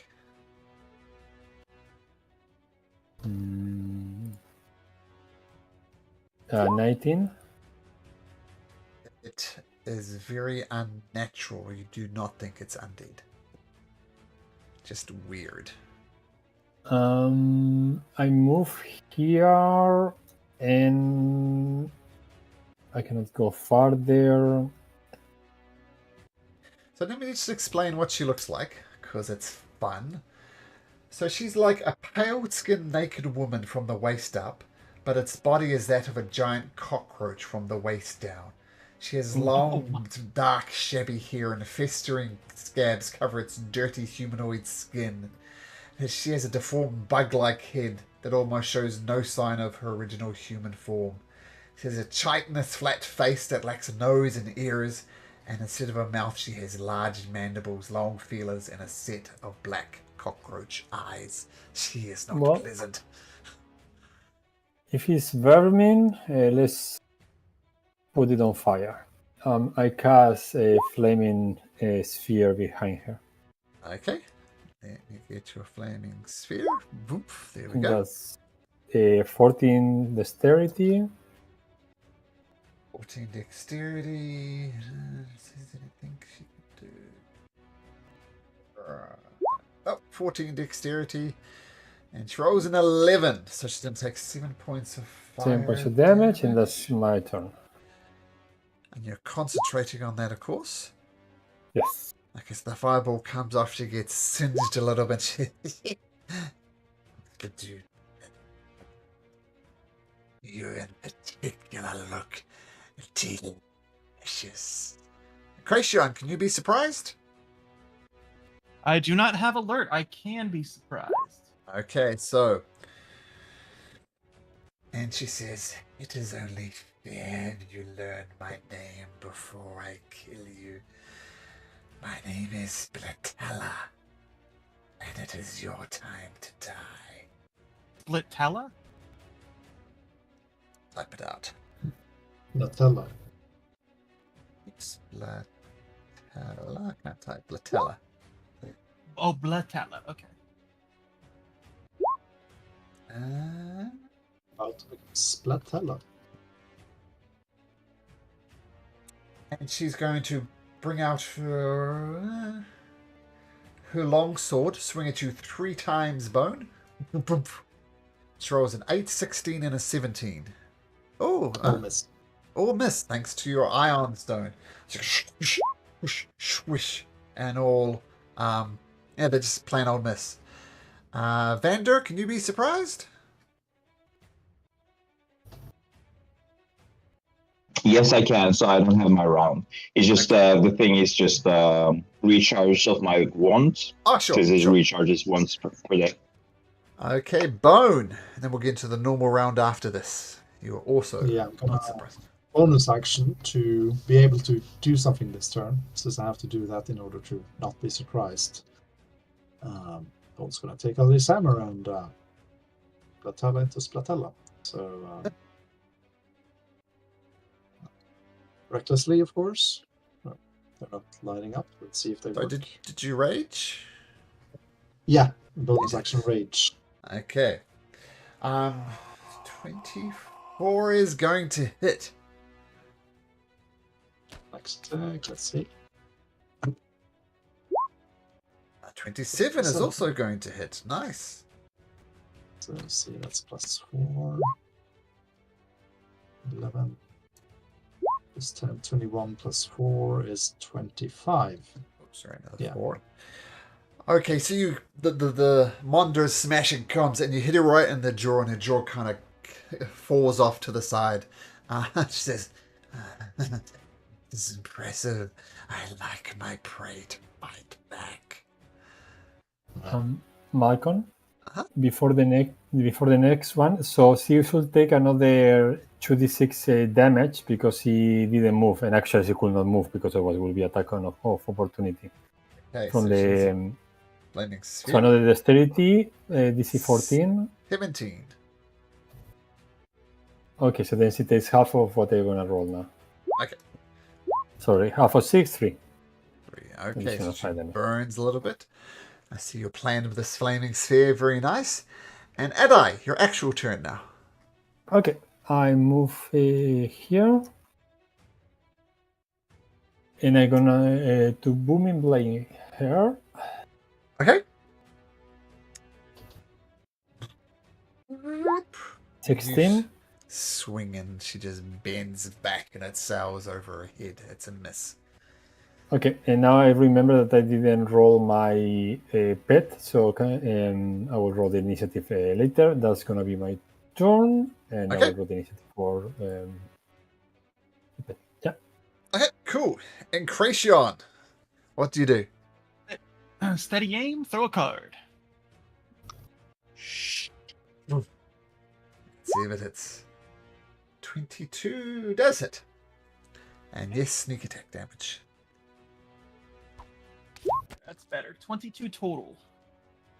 Ugh, ouch. Okay, so a massive cut on her as a card cuts into her body and says, "Oh, delete."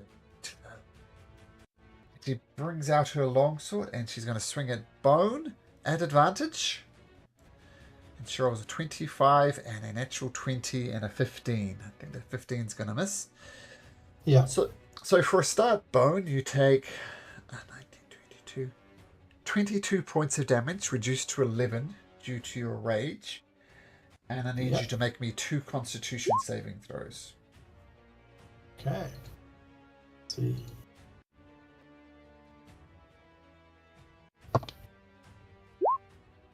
So 22 and yeah. 22. So as she hits you with her sword is covered in this terrible ichor, but you manage to resist the poison, and that'll be her turn. And she's just says, "Yep." Roll again for dexterity. Sure. Dexterity. She rolls a 19. Okay, so she takes 2 points of fire damage. Got it. Could she move here if she wanted to? Yes, but she will get an attack of opportunity for both of us. I'm meaning in terms of the flaming sphere. You can move through the flaming sphere? No, she has to go around, I think, but she has a space, no? She will go up and... She's not going to do that. I'm just curious about the mechanics of Flaming Sphere. I think it can... I think it occupies a space, but I'm going to check it right now. Okay, thank you. Okay, so while you're doing that, Vander, all the way back there. Okay. I guess Vander will move a little bit closer, and he will. You know what? I want to try Mind Sliver on her. So she has to do an intelligence saving throw. Intelligence saving throw. She rolls a 17. Yeah, that succeeds.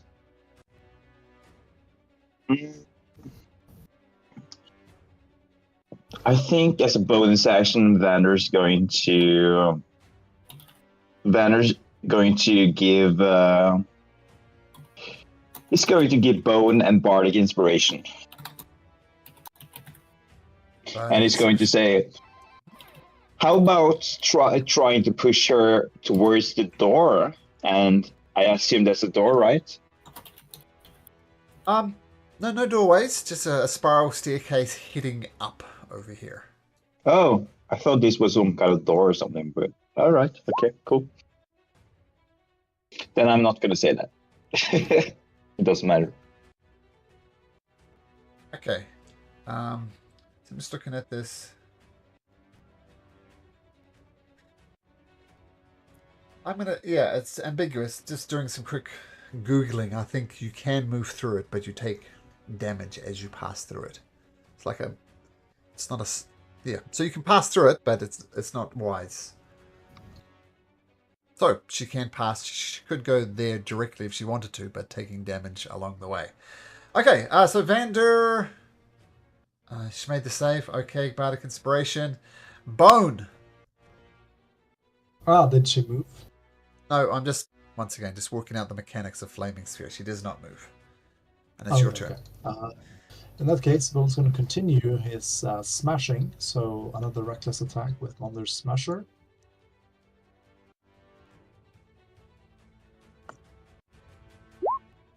So 19. 19 just hits. Ooh. Next attack. Oh my goodness. Natural 20! That's good. That's 2 in a row.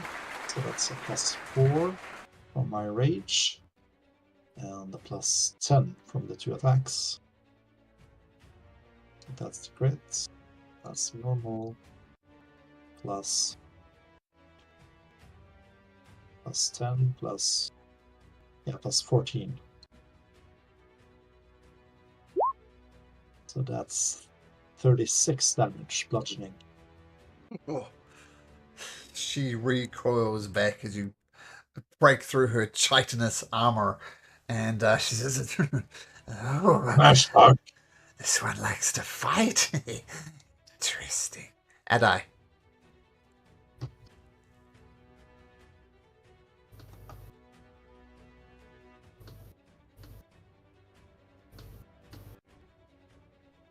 You're muted, Sergio. Thank you. Sorry. Before my turn, it will be I roll initiative 3 for Coastal for my birth. So it will be its turn. So it will do a fly by help, and now it's my turn, so I will attack with advantage. So put Coastal on there, and she rolled a 3, you said?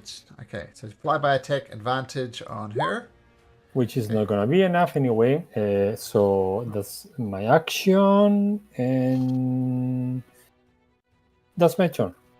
Okay. No, sorry. No. And as a bonus action, I ram the sphere towards her, so she has to use to run. Dexterity saving throw. 18, so half damage again. So she gets 1 point, so 1 point of fire damage. Okay, got it. Nice. Krayshawn, hovering back. Do I need to ask? Nope, you don't need to ask. All right. Bringing the card. All right. Let's see. You roll all those nice numbers. Yeah, let's see Natural here. 20! 8d6 for sneaks because it's 4d6 now, and 2d4 plus 5 to this. Dice are on top of each other. It's trying to work itself out right now. Damn physics. It's too many. Plus 5 is 38 total. Ooh, that's a massive hit on her. She recoils back. And she slices off one of her legs and she stumbles and blood, dark black blood pours out, but it does not finish her. And she doesn't like you, Incration. But Bone's right there and she has advantage, so she's going to swing her longsword once. Die! Die! Die! And I assume a 10 misses, a 23 and a 25. Yeah, those two hits. So 18 points of damage reduced to 9 due to your rage, and make me 2 con saves. Yep. That's a 10. Oh. I think that's I'll use my bardic inspiration dice. That was okay. What was the So is it D6 D6 or or D8? D8? Torch. Yeah, it's a D6. Yeah. 12. I'll roll the next Constitution dice. Doesn't matter. Yeah. Wow. Bad. Okay, so just gotta look up this one. DC was 15, so you had a chance? Did you have a chance? Yeah, you had a chance with a D6. Yeah. So let's go look this up.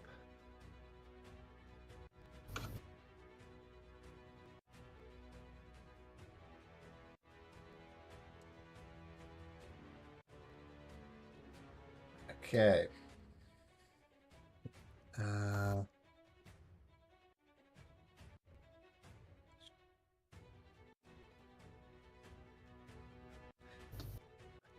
Maybe this was the best result that could be hoped for. As she hits you, some of your flesh starts rotting, and your appearance takes on a terrible thing. Well, actually, it's no worse than that. Mechanically,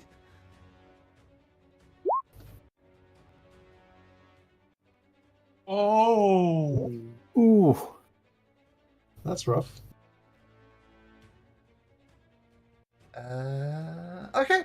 So, yeah, Does Rage still have that if he's vulnerable to all, but Rage makes him have resistance to bludgeoning, piercing, and slashing? How does that work? Just be straight. Balance it out. Yeah, balance. I think they even not numerically, but I think as the rules they even. Yeah. So if he rages, he takes normal damage. If he's not raging, he takes double damage. So nasty. Okay. Yeah. Dexterity saving throw. How much damage did I take? I took it. Yeah. You took it. Okay, cool. I was 18 reduced to 9, so you should have taken 9 damage. Okay. Wouldn't it be more? Because the first one he failed the save, so then the second attack he'd have vulnerability to all the damage. That's true.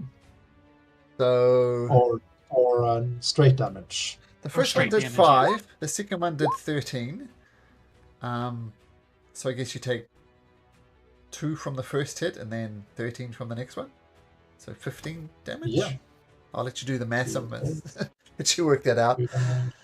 Yeah, and as she hits, you watch the ichor go into Bones' wounds, and he looks terrible. Vandor. More than usual. No, the dexterity saving throw, Malcolm. Oh, sorry. Dexterity saving throw from her. She rolls an 8, so she'll take 4 damage from the fire. 6 points of damage. 6. Yeah. Okay, got it. She's looking on her last legs. Diseased Bone. What do you do? No, it was Vander. Oh, sorry, It was Vander. Vander. Vander, sorry. Yeah, I think if she's close to dying, perhaps let's try to just chill touch her and see if that does anything. 10, nah, it doesn't do anything. It doesn't do anything. Bone, you feel like crap. What do you do? Smash. Smash. Sounds like feeling like crap. So yeah, going to. But yeah. Reckless raging attack. Yeah. I don't think she can survive this unless you do 3 points of damage, which I don't think is possible. There we go. Yeah. There we go. How do you want to do this? As his skin is rotting, he's just growling, yelling, and smashing, stomping. Just bits of her all over the place. Don't like bug.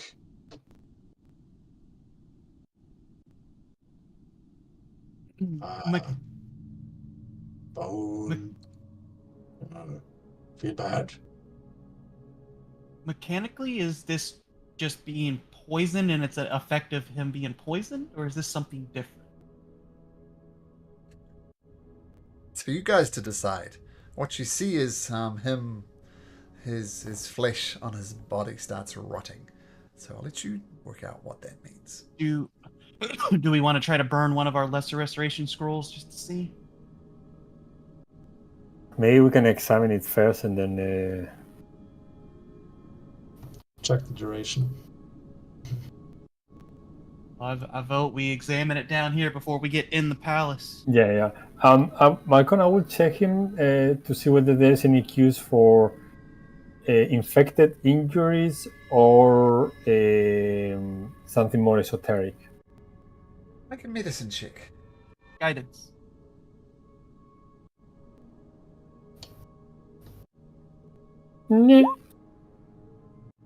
Oh.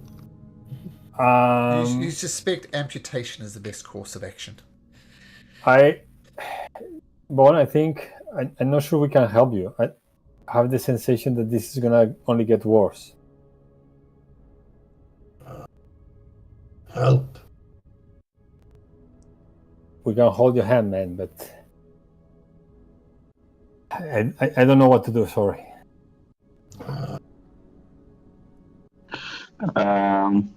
Adai, are you going to destroy my property? The what? Destroy the what? Are you going to dismember Bone, is what I'm asking. Why I will do that? So I was making a joke with your natural one, Adai, that you suspect amputation. Yeah, no, I know, yeah, but this...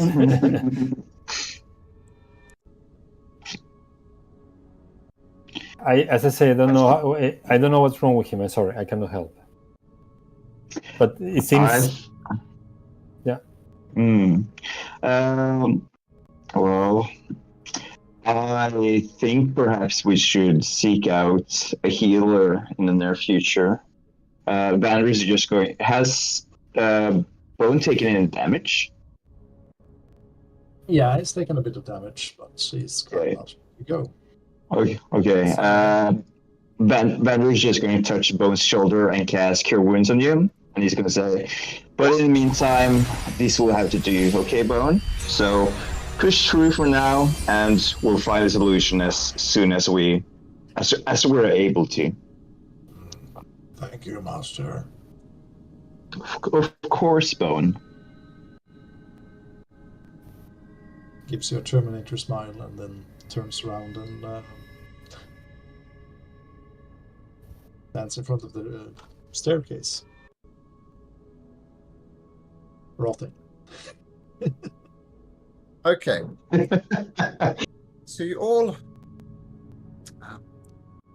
relatively easily, except for this nasty disease on Bone, get through the tunnel of love.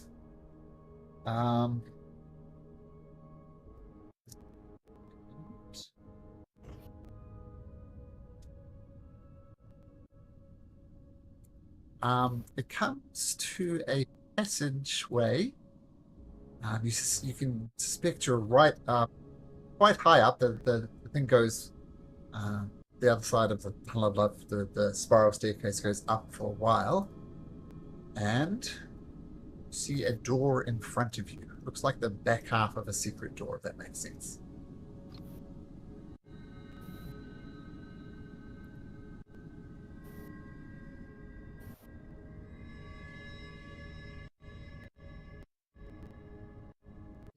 Do? Okay. I'll- Inclusion, can you check whether there is someone in the other side? Yep. I'll put an ear to the door to see if I hear any movement, and then I'll try to stealthily open the little passageway. Okay, I'll make a perception check first.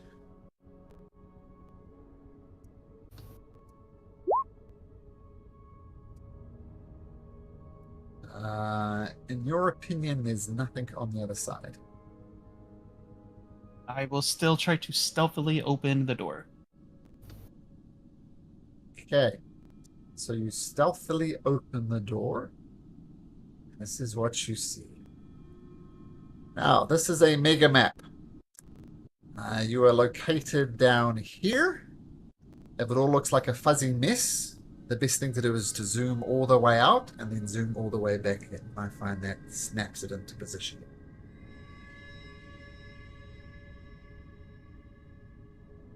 That work for everyone? Yep, I found it.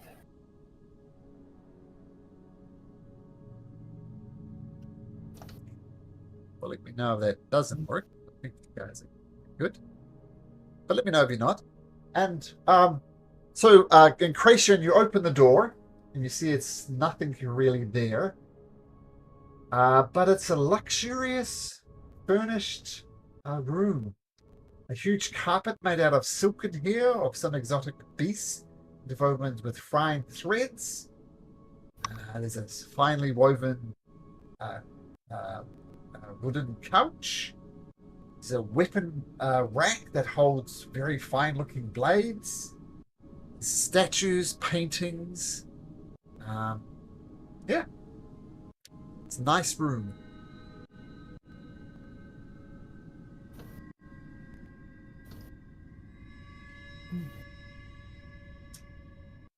It's a very nice looking rapier on the weapons rack, and there's a long sword just encrusted with rubies. Still pretty blurry for me. I think I can. I take both weapons. Sure. No, we never know.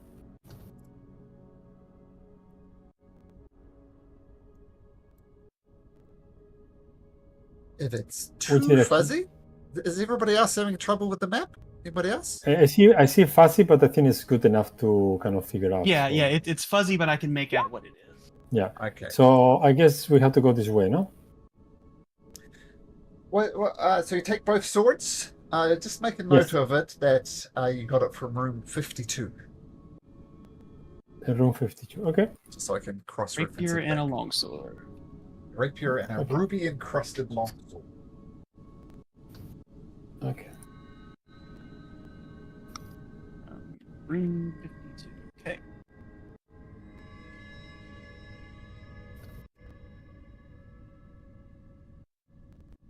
Okay. Incursion, you lead. Well, all right. We came in from the left here, right? From the west, this spiral staircase. This is a secret door over here, yeah. Okay, perfect. I guess I'll just take an ear to this door here and see if I hear any shuffling or anything. You put your the door. This door down here. That's a fireplace. That door. This here's a fire. Yeah. No, sorry. Just take a moment. I'm gonna remove the dynamic lighting. This is just cumbersome. Give me a sec. I'm gonna change the dynamic light. I'm gonna move you to somewhere else, just in case I reveal something that I shouldn't. I'm just gonna send you back. I will not look at my monitor that Roll20's on, just in case. Let's see. the vent light off. Then, if I do this,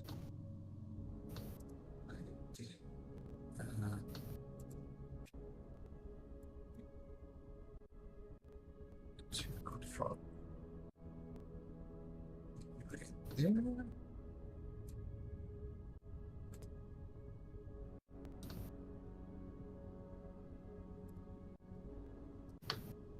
Okay, I think this is going to be better. It's a bit more awkward. Do it like that. Okay. Drag it back, and hopefully that'll be a bit better. Might be just as fuzzy, I don't know, but it'll definitely should be less. Should be quicker. Or down here.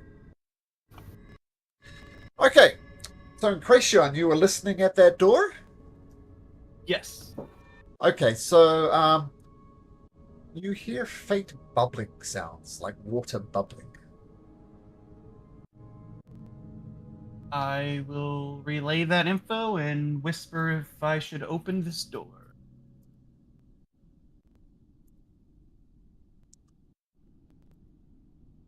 Yeah, go ahead. I open the door. Okay, just ignore the actual doors on the map. Just gonna do it like. Yeah, I can't actually see the door symbols anymore, but Oh, good, good. Okay, so you open the room, and there's a lavishly decorated bathroom featuring a large porcelain wash tub and a toilet with a golden seat. There's also a large standing mirror and a dresser with perfumes, accessory, and neatly folded towels. There's also some blood that you see right here.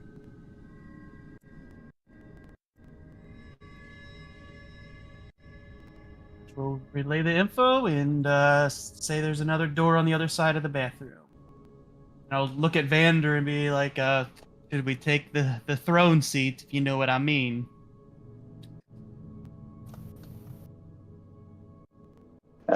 Isn't that the goal, after all? At least the end goal. Oh, Is I there- mean the golden toilet seat, my friend. You've never heard it called a throne? No, I've never been particularly fond of calling toilets for thrones. Doesn't really suit me. But you do you, Veneration. We'll pop in. I will pocket the golden toilet seat. Oh, straw. Takes a And little bit then of I'll- effort to unscrew it, but you do have a golden toilet seat. Malcolm, it seems Yeah. that there is blood in the room. Yeah. Do I see the origin of that blood? A quick cursory glance around the room, you see no bodies.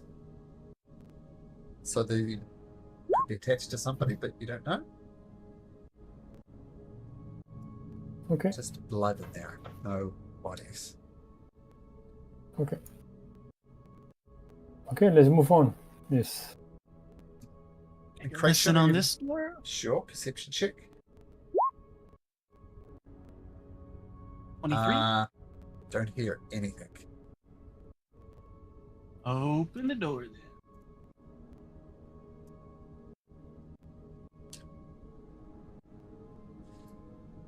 This room reeks of death. The beautifully carved king-size canopy bed is soaked in blood. The naked body of an elf is stretched out on the bed, his legs and arms chained to the pillars of the bed, and his body is covered with 1,000 small cuts and needle marks. Looks like the princess has been busy. Oh God.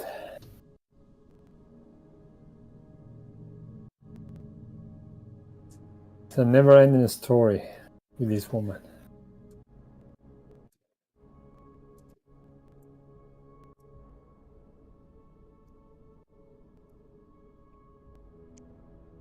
Shall we press on? Yeah. I quickly glance on the body just to see whether there is anything of interest, but I imagine it's just a sexual prey for this crazy. He's naked and he's covered in thousands of small cuts. Yeah. It seems he died by literally 1,000 cuts. Okay, I give a short prayer to him and continue.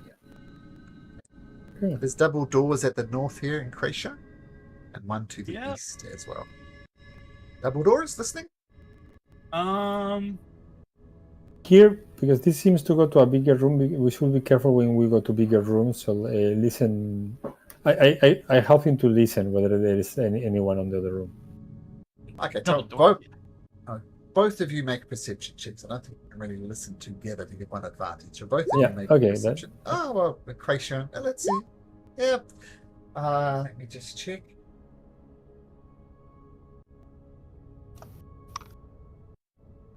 Okay. You don't hear anything? Okay, let's go for it. All right, going for it. So, we didn't comment on that, but I guess it's clear we are trying to be stealthy. Okay, let's just let's do a group stealth check then, and we'll just do that as we go. Oh, guide at eye. I'll roll one for first roll will count for Kezri. 13. That's what I got. 12, Are we rolling stealth now? Yep, roll stealth, please. Would you mind rolling for me, Malcolm? For Vander? Not good to... Can't do any worse than Adai, probably. Let's roll for Vander. Oh, it's fine. Look at you. Sneaky and rotten. +9. That's pretty good. First roll, once again, as always. 27, Vander. I think you'll be happy with that. Sleight of hand, not stealth. Oh, sleight of hand. So stealth. So 3 less. So 24. Still pretty good. Okay. Noted. And as you open the doors to this room, there's a complex, richly decorated floor-to-ceiling wooden closet system covers the entire walls of this room, with dressers, drawers, and hangers for different types of clothes. Several large standing mannequins and mirrors stand in the middle of the room. And one of the mannequins has a dress made out of paper-thin leather. Yep.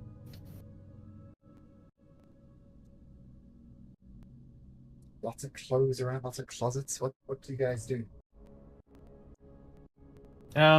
So is there doors to the east, the west, and the north, or just the north and east? All compass points. Okay. I'll quietly whisper, which way? North, east, or west? Maybe west, and we check what is behind us. Connect dots. Okay. I'll have a listen. Yep. Sure. Okay.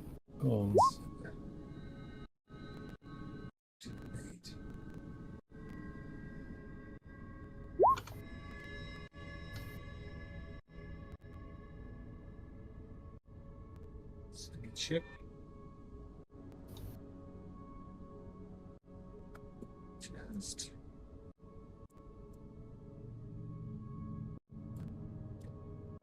What did you roll? 23. 23. You don't hear.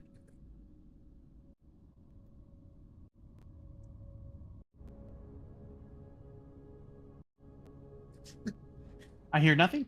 You hear nothing. Yep, I was saying it quietly. No, it was too quiet. Open then.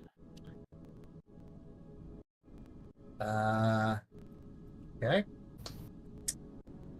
So as you open the doors, you notice that the entire surface of the room is covered in very thick vines. Mm.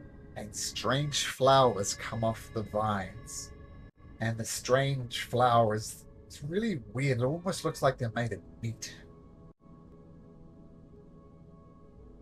I shut the door and relay that info. What?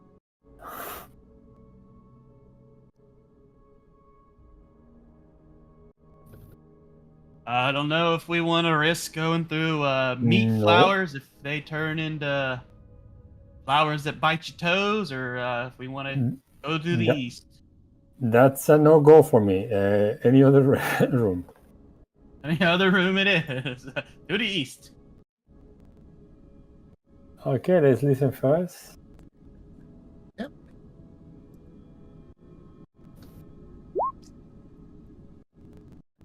Just check some.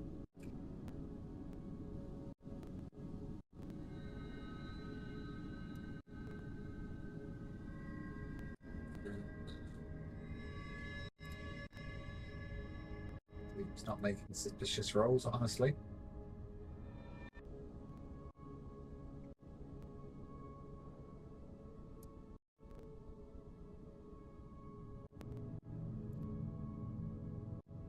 And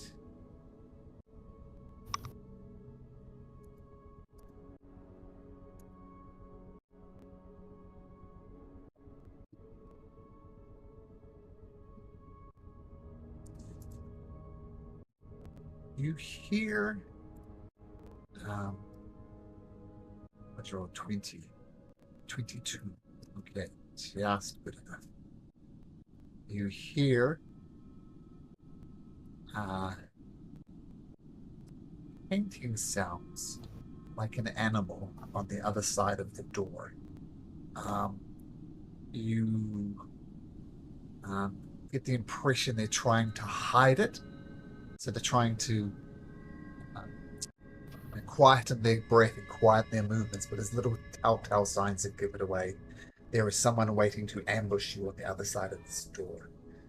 Okay, I made some signs to the others without making any noise, and I made a gesture basically that we have to fight. I'll take a step back and prepare a card. Bone has his hammer. And the things I was rolling, by the way, were the perception against your stealth. They heard you coming, and then they were trying to hide from you.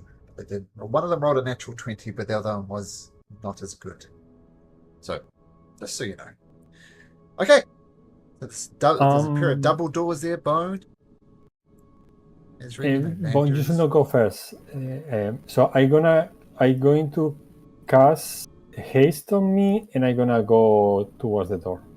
So I'm gonna open the door. So basically to get whatever it comes to me. And I got a card prepared to throw as soon as the doors open if there's somebody there.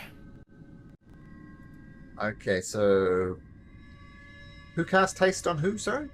Ade cast haste on himself, and then I'm going to rush into the fight. Okay. Bone's going to rage as soon as that happens. So basically, I'm gonna be the human shield for this. Okay. Tell you what, roll for initiative. We'll get organized, and we'll get into that. I just need to disappear for a minute. I'll be right back.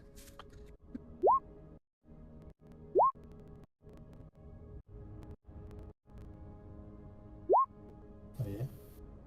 Loving this new advantage on initiative stuff. Hmm.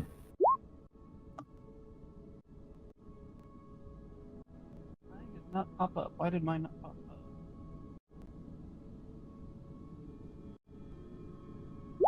There we go.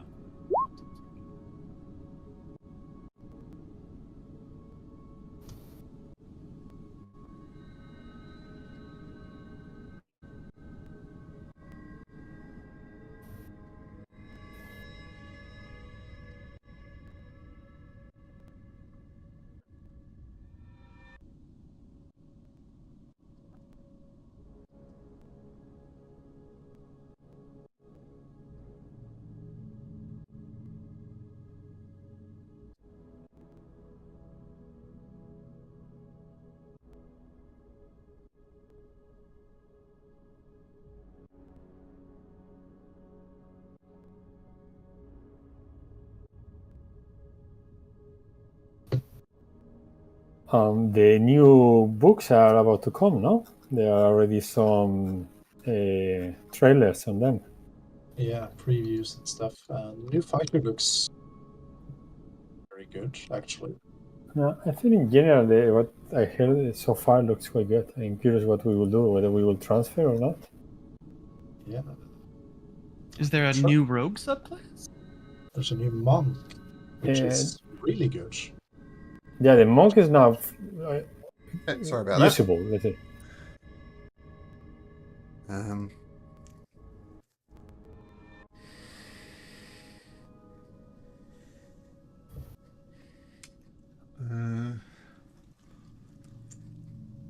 Okay, now they have prepared actions as well.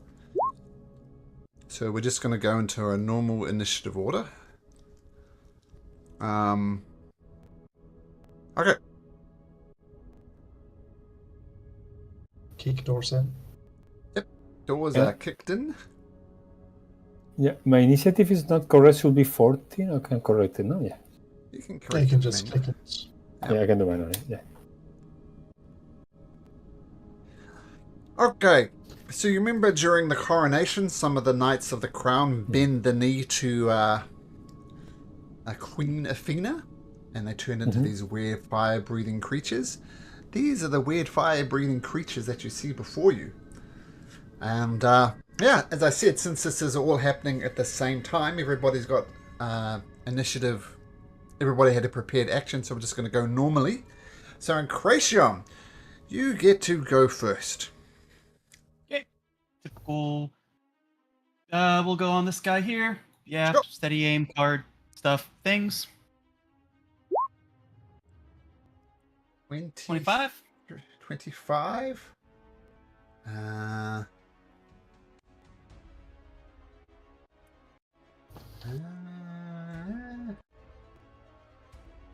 Creature.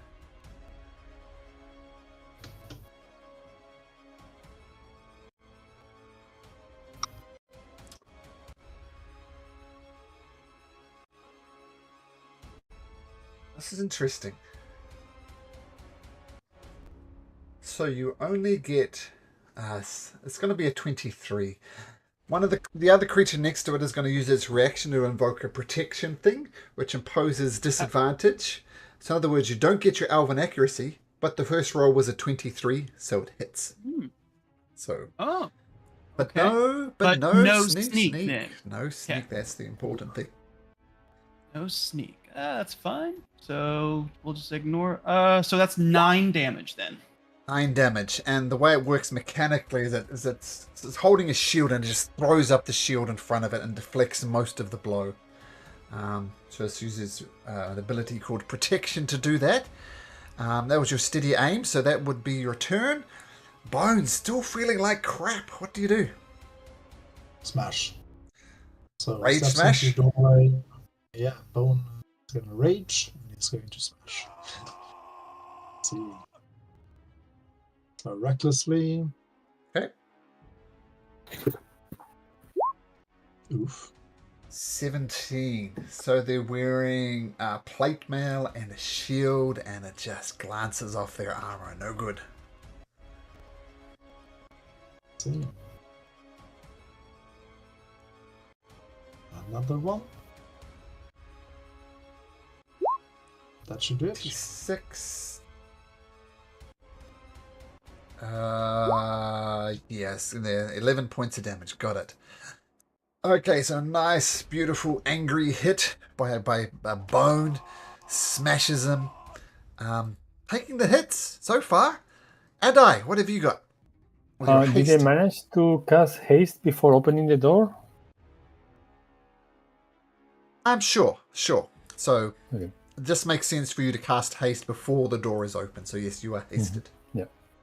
Yeah, so then a first attack is a booming blade to the same enemy that is already damaged.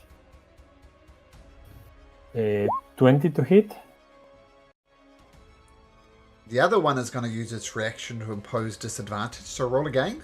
It already used its reaction once. Oh, one of them used its reaction, but there's 2 of them. So the other one's going to use its reaction now. But he can use to the other, no? Or to himself? This one used its reaction to help his friend, and this one is using his reaction to help his other friend. Yeah, Oh no! Oh, you're attacking that one. Okay, sorry. Yeah, because we're attacking always the same one. Is what I mean. Yeah, you're good. Sorry, 20 hits. Okay. Then he gets this amount of damage plus 1d8 of force damage. Plus 3, I have an ability that adds 3 points of force damage and is used until I reduce it. Ouch! So forget this 18, sorry. So he gets 24 points of damage. Okay, got it. Wow, that was an amazing hit. Yep. And the second attack, it misses. Yeah. And that's my turn. Okay. I use my bonus action to take a fast the shield. That was the first thing. Okay.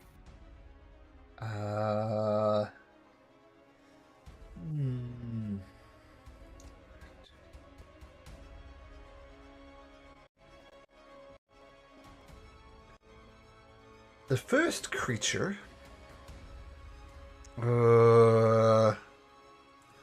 Incration and Adai, roll a d20.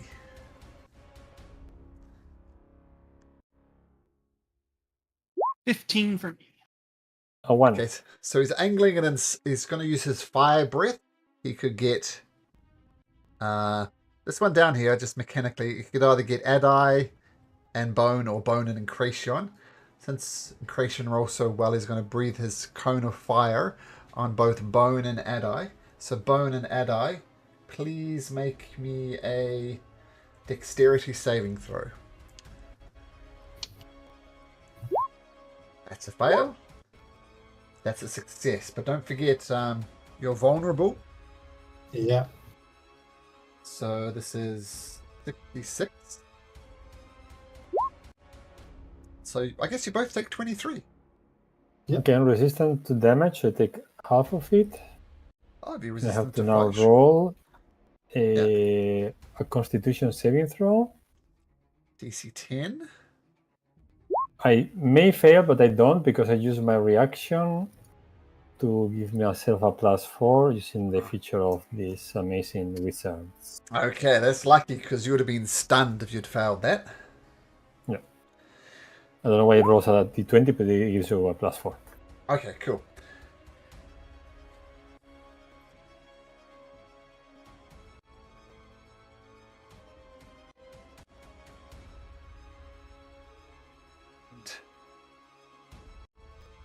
It's going to get a long sword and kind of gives it a quick flick. It starts glowing and he says, I remember you. You were at the coronation and you didn't bend the knee for Queen Athena. And he's going to swing his sword twice. First one at Bone. 26 in fact, I assume hits.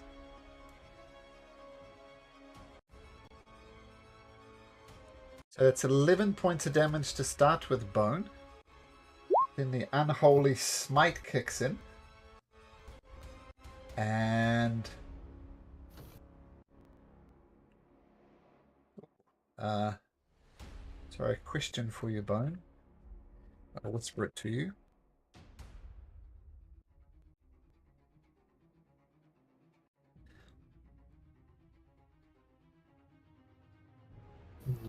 Let me check. No. Regarding okay, that. cool. But you do take an additional 3d8 from the Unholy Smite.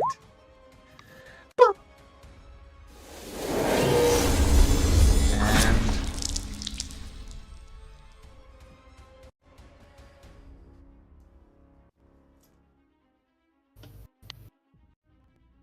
swing again. Once again, charging up his sword. Swinging at advantage with his longsword. Whoops, with his longsword. Or is it 16? Oh, just misses. Swing and a miss. So that's the two and unholy knights. So you should have bent the knee to the mighty Queen Athena, you fools. Smash Queen. Smash Queen. Okay, just give me 1 second. Gotta double check something.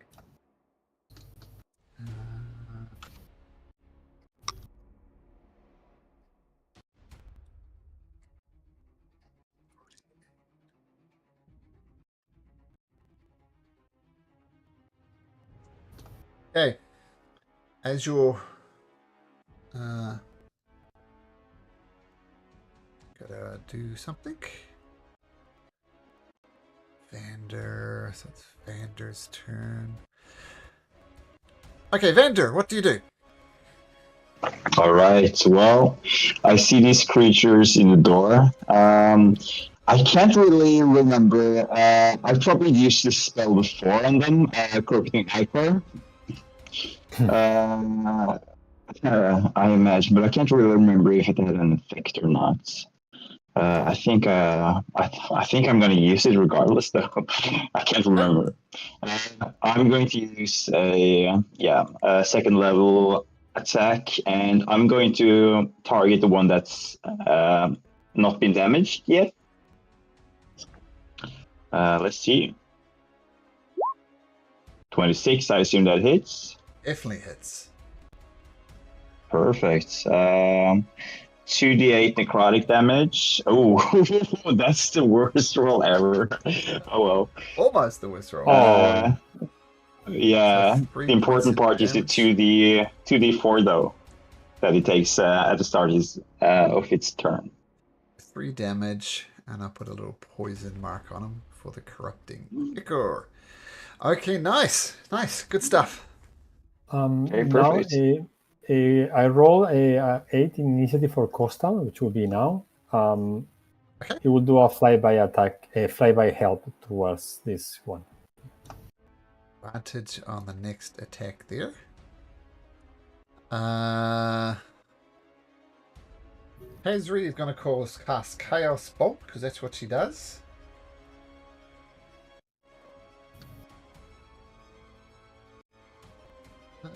Vander, my love!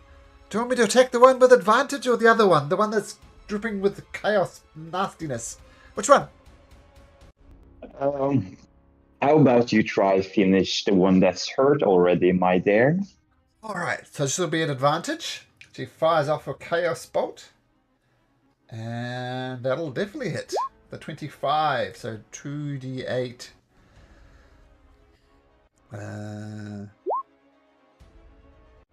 So poison damage as poison, are they? No, still 13, full 13 points of damage. And I think it's also a d6 on top of that. It should be 2d8 plus a d6 for a Chaos Bolt. That's the poison damage. That's the d6. That's the 1. Gotcha. Regardless. It's double sixes. It branches off to a second bolt because she got double on the d8 damage. Oh, it branches to the second target within 30 feet. Let's have a look. Got the same number on both d8s. Leaps to another target. Make a new attack roll. Okay. Well, the first thing that happens is a Chaos Bolt hits it, and this guy just gets wrecked. And then the second Chaos Bolt, I guess she rolls again. And taking the first roll, 23, it hits the second guy as well. Now this roll was the same again, or it doesn't. It does 15 points of damage. Go, Kezri. Okay. Incretion. Yeah, you don't even have to ask. Steady aim, throw a card. Since he doesn't have a buddy to shield him, that's going to be a 22. 22 will hit. Yay. 17. Okay, he recoils back, takes a 17 points of damage. A door to the south opens. And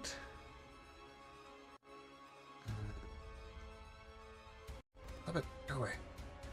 And? South, the room we're in or the room they're in? Well, I'll show you in just a second. Okay. This door here, whoops. But this door here opens. And a creature covered in vines. Kind of looks like that. Pokes her head out here. Says, stating, we have people here who perform great sacrifices to the queen. The queen will be ever so pleased. And she's going to cast Eldritch Blast at Bone. Oh, Okay. They don't like you. I mean, No. why not on me? Bone attacked recklessly. So Eldritch Blast. That's going to be a 16 at advantage. Oh, 16 again! Misses again! And she says, ooh, this is going to be fun. It's like shooting fish in a barrel. And she ducks back behind the door where you don't see her. Bone! Yeah, he's gonna step over this guy and he's going to attack the one that's left recklessly. Let's delete that guy. There we go. Oh, recklessly again. Cool. 25 hits. It's gonna be 13 damage. Got it. It's your rage smash. Ah, it's gonna get another one. Okay. Or not. No, that one's a swing and a miss. No good. Even at advantage. Okay, Bones swinging away. One of them looks almost dead, but not quite. Adai. I'm going to swing. That's my move first. My haste attack first, so like no booming blade. No, 12, that's a miss. That's a miss. Then the booming blade. That's a natural 20. Okay, you can roll if you like, Adai, but he has 4 hit points, so you're going to do more than 4. Yeah. So for this point of it, explain to me. How do you want to do this? I cross my sword on his shoulder, and energy starts popping inside, and his chest explodes on the booming energy, leaving a big hole on it. And he looks not believing it, down, and dies. And I Nice. follow. And where do you finish your turn, Adai? To advance into the room? So this guy popped here. No, there was a guy. Yep. Actually, through that open door you saw them trying to. Yeah, so you're gonna move in this direction. 1, 2, 3, 4, 5, 6, and then because I haste, move more. 1. The 17 Two. hit. 17 doesn't hit. One of the vines, one of these death flowers, they open up and its tentacles come and try and wrap around you, but you dodge out the way. What do I see there? I have no vision. Yeah. That's because I need to do it manually. And I move. Okay, I see 2 people, no? Okay. 4 people. 4 people. Okay. Is this door opening in their direction or my direction? My point is, if I close the door, basically, can they open it? Yeah, they could. It opens inwards from there. And could I hold the door, like, to prevent them to opening? That's not the right button. How do you want to do this? This is the right button. You can certainly try. So I close the door and I basically don't release the handle. I keep the handle on my hand. All right. And I say 4 of them. Okay.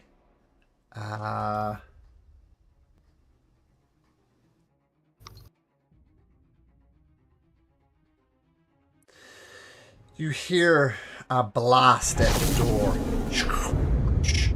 And the door buckles a little bit. As yet, though, it is not quite buckled. You think maybe one or more 2 hits like that might work. And in fact, 2 more blasts come. And the door is shattered and it's open. But they've used their attack to blast the door away. And we're going to pick it up with Vander's turn.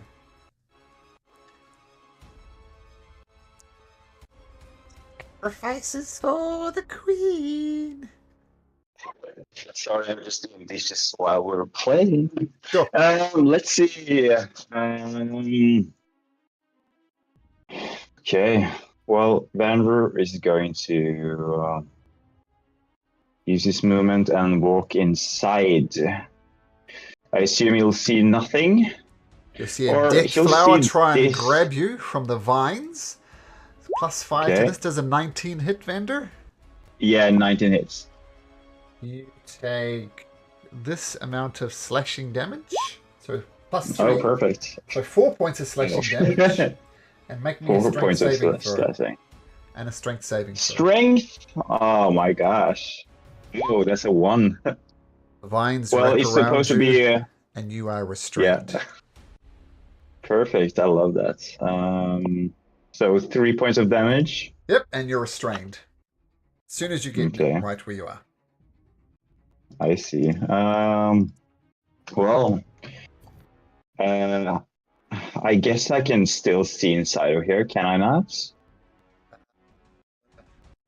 Oh, or maybe not through the door. No, I don't think you see any of them at that angle. But the door is destroyed, right? Yeah, the door is destroyed. But the angles just aren't working for you. Oh, yeah. Well, I guess. Interesting. Let's see, though. Can I do anything cool? It's probably not enough.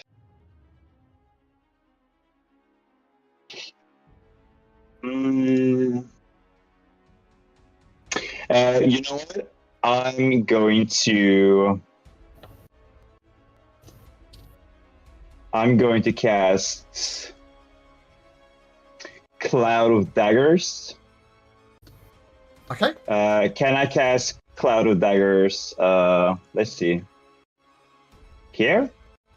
I don't know. Not that familiar with the spell. Let's have a look at it. Oh yeah, I can link it. It's just range up to 60 feet. Yeah, if I can see this area, I guess I can. Sure. I'll tell you what. I don't have a flaming. Let's put a flaming sphere, and this will be your dagger. So feel free to move that flaming sphere. Yeah. We'll call that your cloud. I guess daggers. I'll just place it here. But yeah, it's supposed to be like 4 tiles, right? It's only 1 tile. It's only a 5-foot cube. Well, on each side, so it's supposed to be like bigger. It's 5 feet on each side. These squares are 5 feet, so. Yeah, you often place it on top of someone.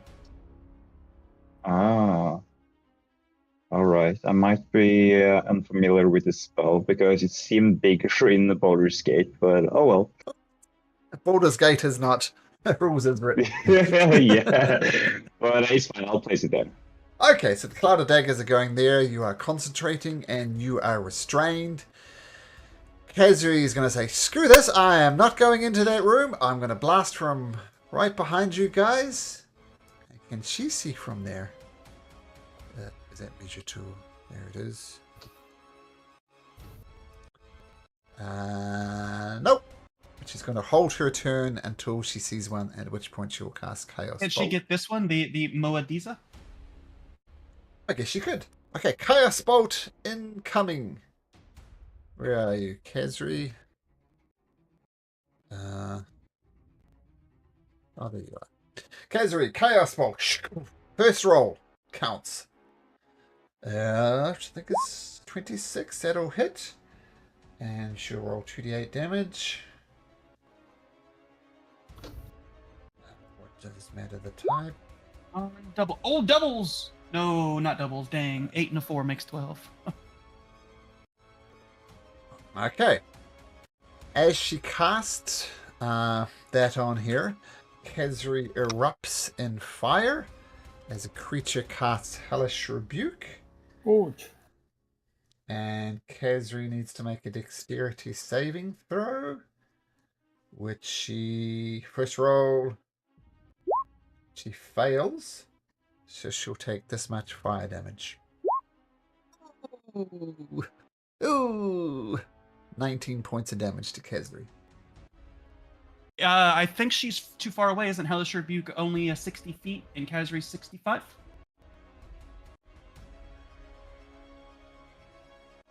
It's the range on Chaos Bolt. If Chaos Bolt is... Chaos Bolt should be 120. Okay. She avoids the Hellish Rebuke. Nice. Okay. Good rule spotting.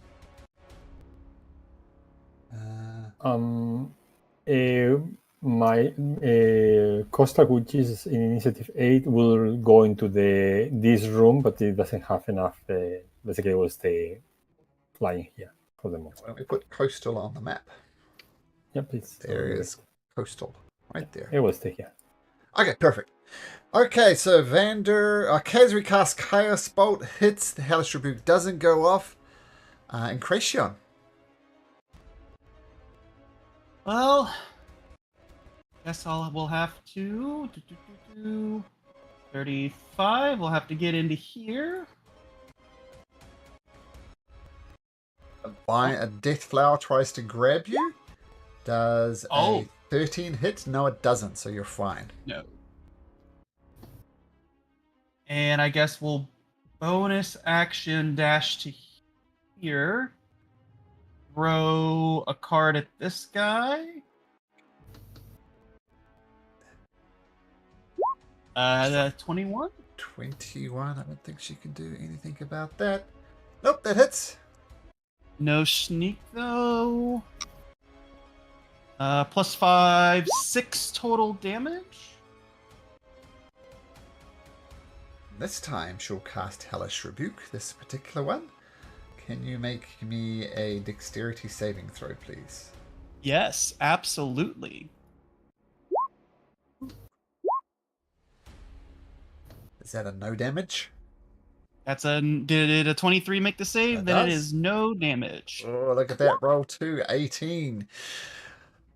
Okay, she says, oh, that's an interesting one. Look at you. Sorry, is that your turn? I will... Yes, because I can start doing steady aims from here. That is my turn, yes. It's going to Eldritch Blast you. Rolling a 31. Just hits? For 10 points of damage. I want to see, there's something extra on this.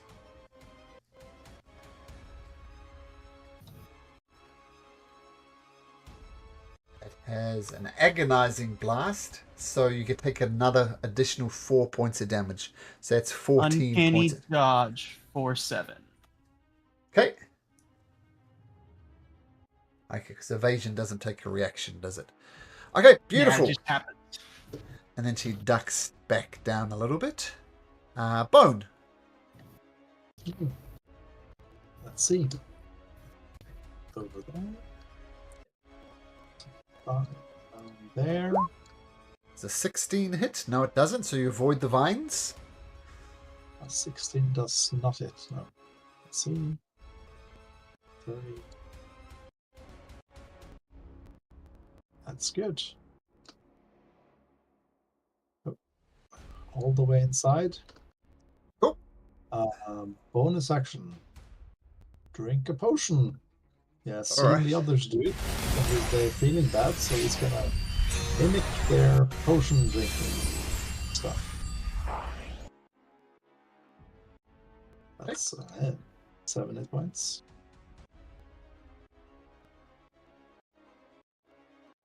There we go. 7, cool. I'm gonna save it. He's gonna recklessly attack. Let's see which one that's taken damage. Sure, there's one directly to the south of you. This First raging attack, 27 hits. Yeah, just roll the next one. Both hits. Well. That's good. Click these twice. That's 17 and 10. So 27 bludgeoning. Not quite enough to take her down. As the first one hits, she's going to cast Hellish Rebuke. Make me a dexterity saving throw at advantage, Bone, because of your danger sense. Yes. Oh no. So you fail. So you take 12 points of damage. You take 24 points of damage. Yeah, because this is it's fire damage. And yep. Okay. The vulnerabilities are stacking up. Yeah, we Adai. have to do something about that. Yeah, Okay, I move here. And I'm going Vines to try and cast... snap at you. And they roll a 19. Does a 19 hit? No, it does not. Okay, you're good. As you were. Okay. And then I use my action to cast Ryan's Binding Eyes onto them. Onto Every both one of them has to do a Constitution saving throw. Yeah, DC 14 to take 18 points of damage or half. Wait a sec. This is a... It's a con, yes. 30 feet, it hits everyone. Let's make sure. Yeah, sure.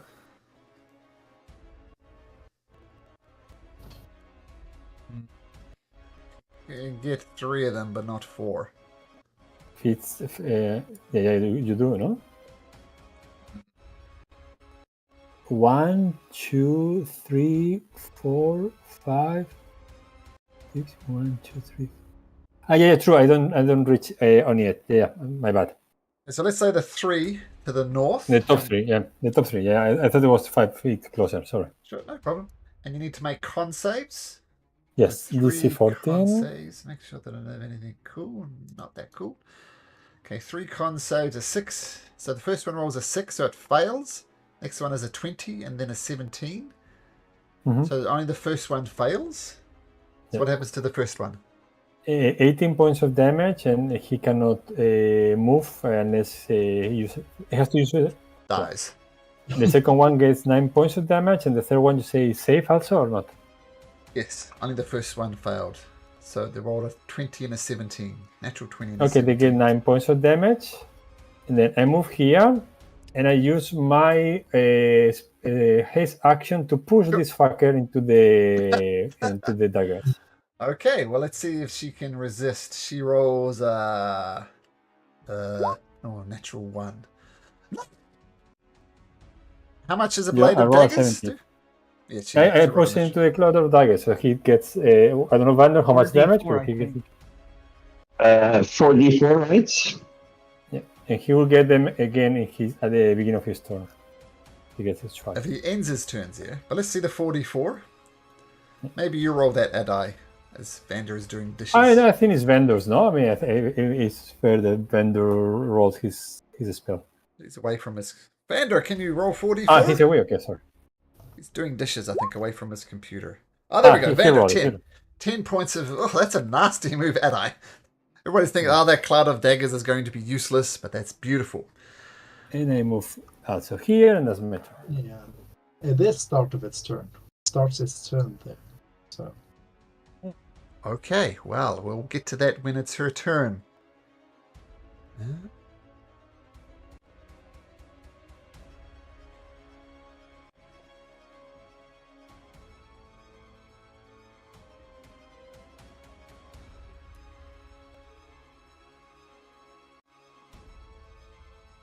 By the way, the one that died, is her body still there, or did something happen to it? Bodies are still there, I just deleted it. Just suspected.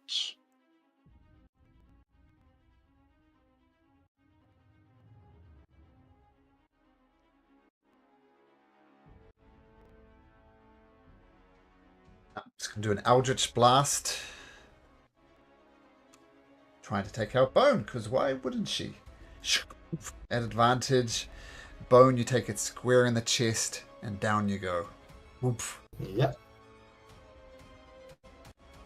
I have that one. So Bone, he loses his rage. Still poisoned, unfortunately, and he is prone on the ground. And he is going to move down here. Oh, wait a minute, that was her. Now this one here, it's going to do an agonizing blast on Adai. Not at advantage, but a 24 will hit. For 30. I would use a 24 may hit, but I use my reaction to give my +2 armor. Using my wizard feature, so I cannot use spells next turn. Oh, and with your haste, your armor class is 24 then, isn't it? Yes, So it still in hits. +2, 26. So your base armor class is 20, isn't it? Yes, because I have a full plate. So I have 18 a full plate plus 1 of the protective fighting style, plus 1 of the cloak, 20, plus 2 of the shield, 22, plus 2 of haste, 24. So 24 still hits. No, and then plus 2 of the wizard. It is a reaction I can use as a war wizard. I can use my reaction to give +4 a saving throw plus 2 armor, and I can only use cantrips the next turn. Bottom line, it misses. Yes. Roll 44 again, Vander. As the witch is remaining in the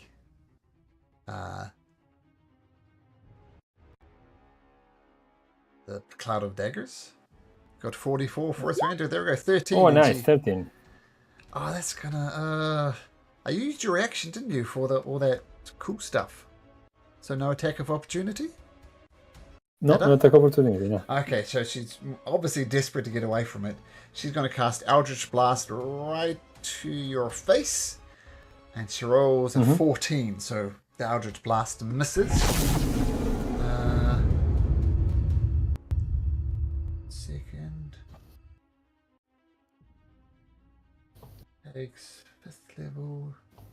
No, she only gets 1 Eldritch Blast. Okay, Vander. Restrained. Yeah. So I can't really do too much. Well, can I see this guy actually? You can. And so can Kezri. Oh, perfect. Kezri had a prepared action. Perfect. Oh, Let's go, hubby. We'll go first then. First roll. 16. 16, I think, misses. 16. No, she doesn't miss because between Vendor and Kezri is Costa, and Costa will give advantage to the next attack. Oh. Okay. 16 does actually hit, by the way, so let's roll damage. Will be 4. It's acid. That was a 1 and a 5, so 9 damage. She gets out of the blade of daggers and immediately gets shredded by them. Then a chaos bolt to the face. And that'll be your turn. So, Vander, you don't need... What do you do? Well, if I can't really see anyone, I guess I will try to free myself from the vines. Okay. Make me an athletics check. There's no subtlety about this, so make an athletics check to try and get out of it. To break the Not vines acrobatics. No subtle way to get out of this. We'll try. 17. You do break free, but it does take your action. That's fine. Can I still move? Yep, there's more vines though, but you can certainly try.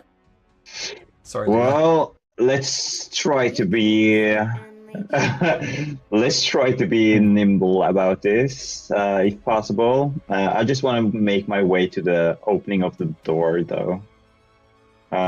I don't know when it triggers, but yeah. Well, it rolls a natural 1 to try and grab you, so you're fine. Okay, cool. Does it happen every time I take a step, or? I'm just doing it once per turn, so just act normally. Okay, I see.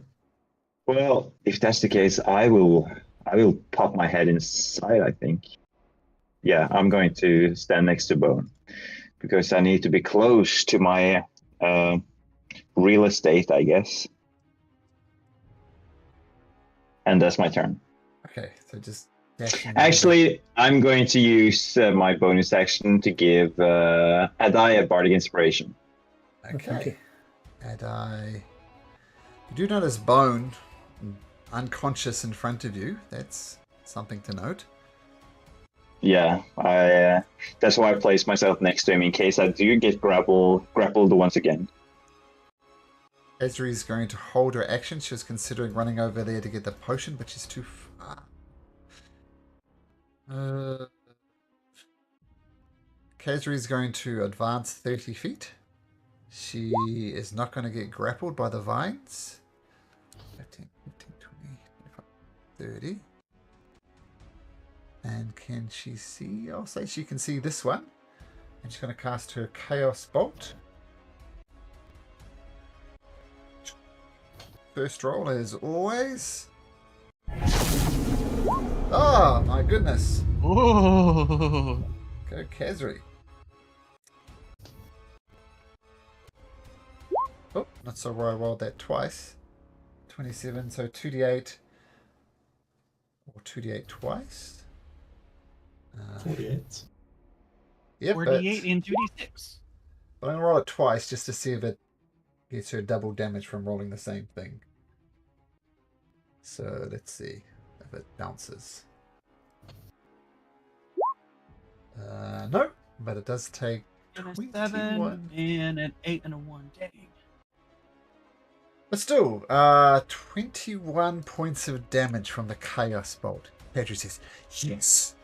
And Cracion, there are still vines trying to grasp you around the ankles. Just because you're not moving doesn't mean they're not going to try and grab you. So they roll a natural 20.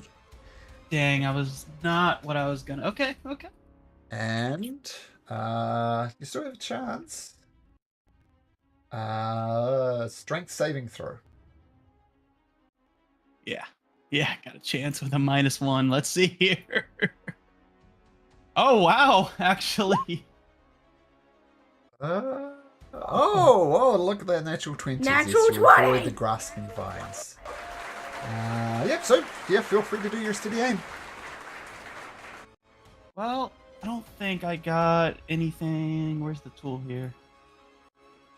They're longer than 30 feet, so steady aim won't help me here.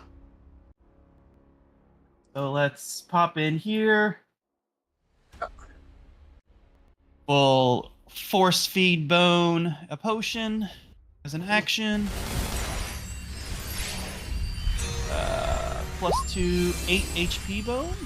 8 HP. And then I'll just bonus action dash. Get closer. And that will be my turn. Okay, Bone, life comes back into you. Do you do the Frankenstein thing and bend from the waist to wake up? Of course. Okay, so standing up, still feeling like crap, still rotting flesh. Yeah. What do you do, Bone? Well, if we'll see if he can avoid that vine. I assume, and he's going to move. Yeah, it's 40 feet of movement. So 11, so you avoid the vine. I'm gonna flavor this as he's not feeling good, so he's not doing it at advantage with a reckless attack. So just normal. Normal non-raged attack. Yep. Okay, 23 hits. That's 15 bludgeoning. Oh, well, you're on a rampage. You just crush her skull and she falls to the ground dead. Oh, no, like punch. I've been forgetting to do Hellish Rebuke, but that's on me, so... But this one wouldn't have got it anyway, so down it goes. Yeah, and I think that's as far as I can move, actually. Okay. So, standing there. Cool. Nothing. You're up at least. Adai. Okay. I move here. I think you have to give me to attack me. It's +5 against your armor class. 10, you're good. Okay. And booming blade first.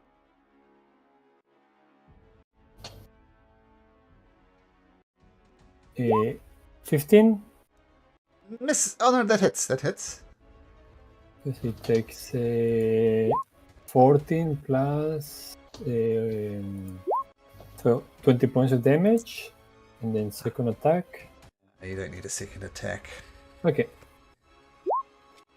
How do you want to do this? I becoming fond of making people explode from inside, so I hit the blade into his ridiculous hat, and his head explodes from the booming blade. Okay. Just blood and gore goes everywhere. Now I'll say at this point, you can easily avoid the vines. You see what they do now, and you know how they work. So as long as you're careful and don't do anything too reckless, we can just say you're safe from the what are they called? The death cup flower. Okay, so we will check the room, and I suggest maybe we stop for a second and try to figure out how to help Bone, because we cannot go forward with him like that. What even are these things? These plant witches? Well, Bone might know, but Christian, they are actually dryad witches. I think it's a special class monster that the makers of this did. It's dryad witch. Any ideas on how to help Bone? I mean, we can try. There's one of the scrolls that we have, but my fear is to waste it for no purpose. Well, Lady Luck, tail to tail. I say we use it. We don't have a lot of time to spare. There could be reinforcements coming from your booming blade. Okay, then we use the Kinda lesser restoration or remove course. What do you prefer to use? I think lesser restoration. I don't think it's a curse. Okay. None of us has the spell. Maybe Vandor is in your list, no? Curse or lesser restoration? Nah. It's not a bard spell? Maybe, but I'm multi-classing, so my bar level is only 3. But I think as far as you are bard, you can probably cast it. Oh, right. I'm not sure how it's. I don't remember the rules, but I think it needs to be in your list, no? Yeah, it's on the bard spell list. Yes, I think Vendor is your. Yeah, lesser restoration or remove curse. No, I see the lesser restoration though. Yeah, let's try first the lesser restoration. So casting lesser restoration on Bone? Well, yeah. Let's do that. Let's do it for science. Bone, you feel a hell of a lot better. Nice. Perfect. I'm not rot. Don't feel good. So we take some rest here until Bone is feeling better, or so we move on. If we're gonna rest, let's go back to the body with 1,000 cuts, so there's plants on around to interrupt it. Okay. Much more nice place to rest. Is there anything in this room before we leave it, Malcolm? We check the bodies and check the room basically before leaving. Think of note. Okay. There are no doors, no, in this room.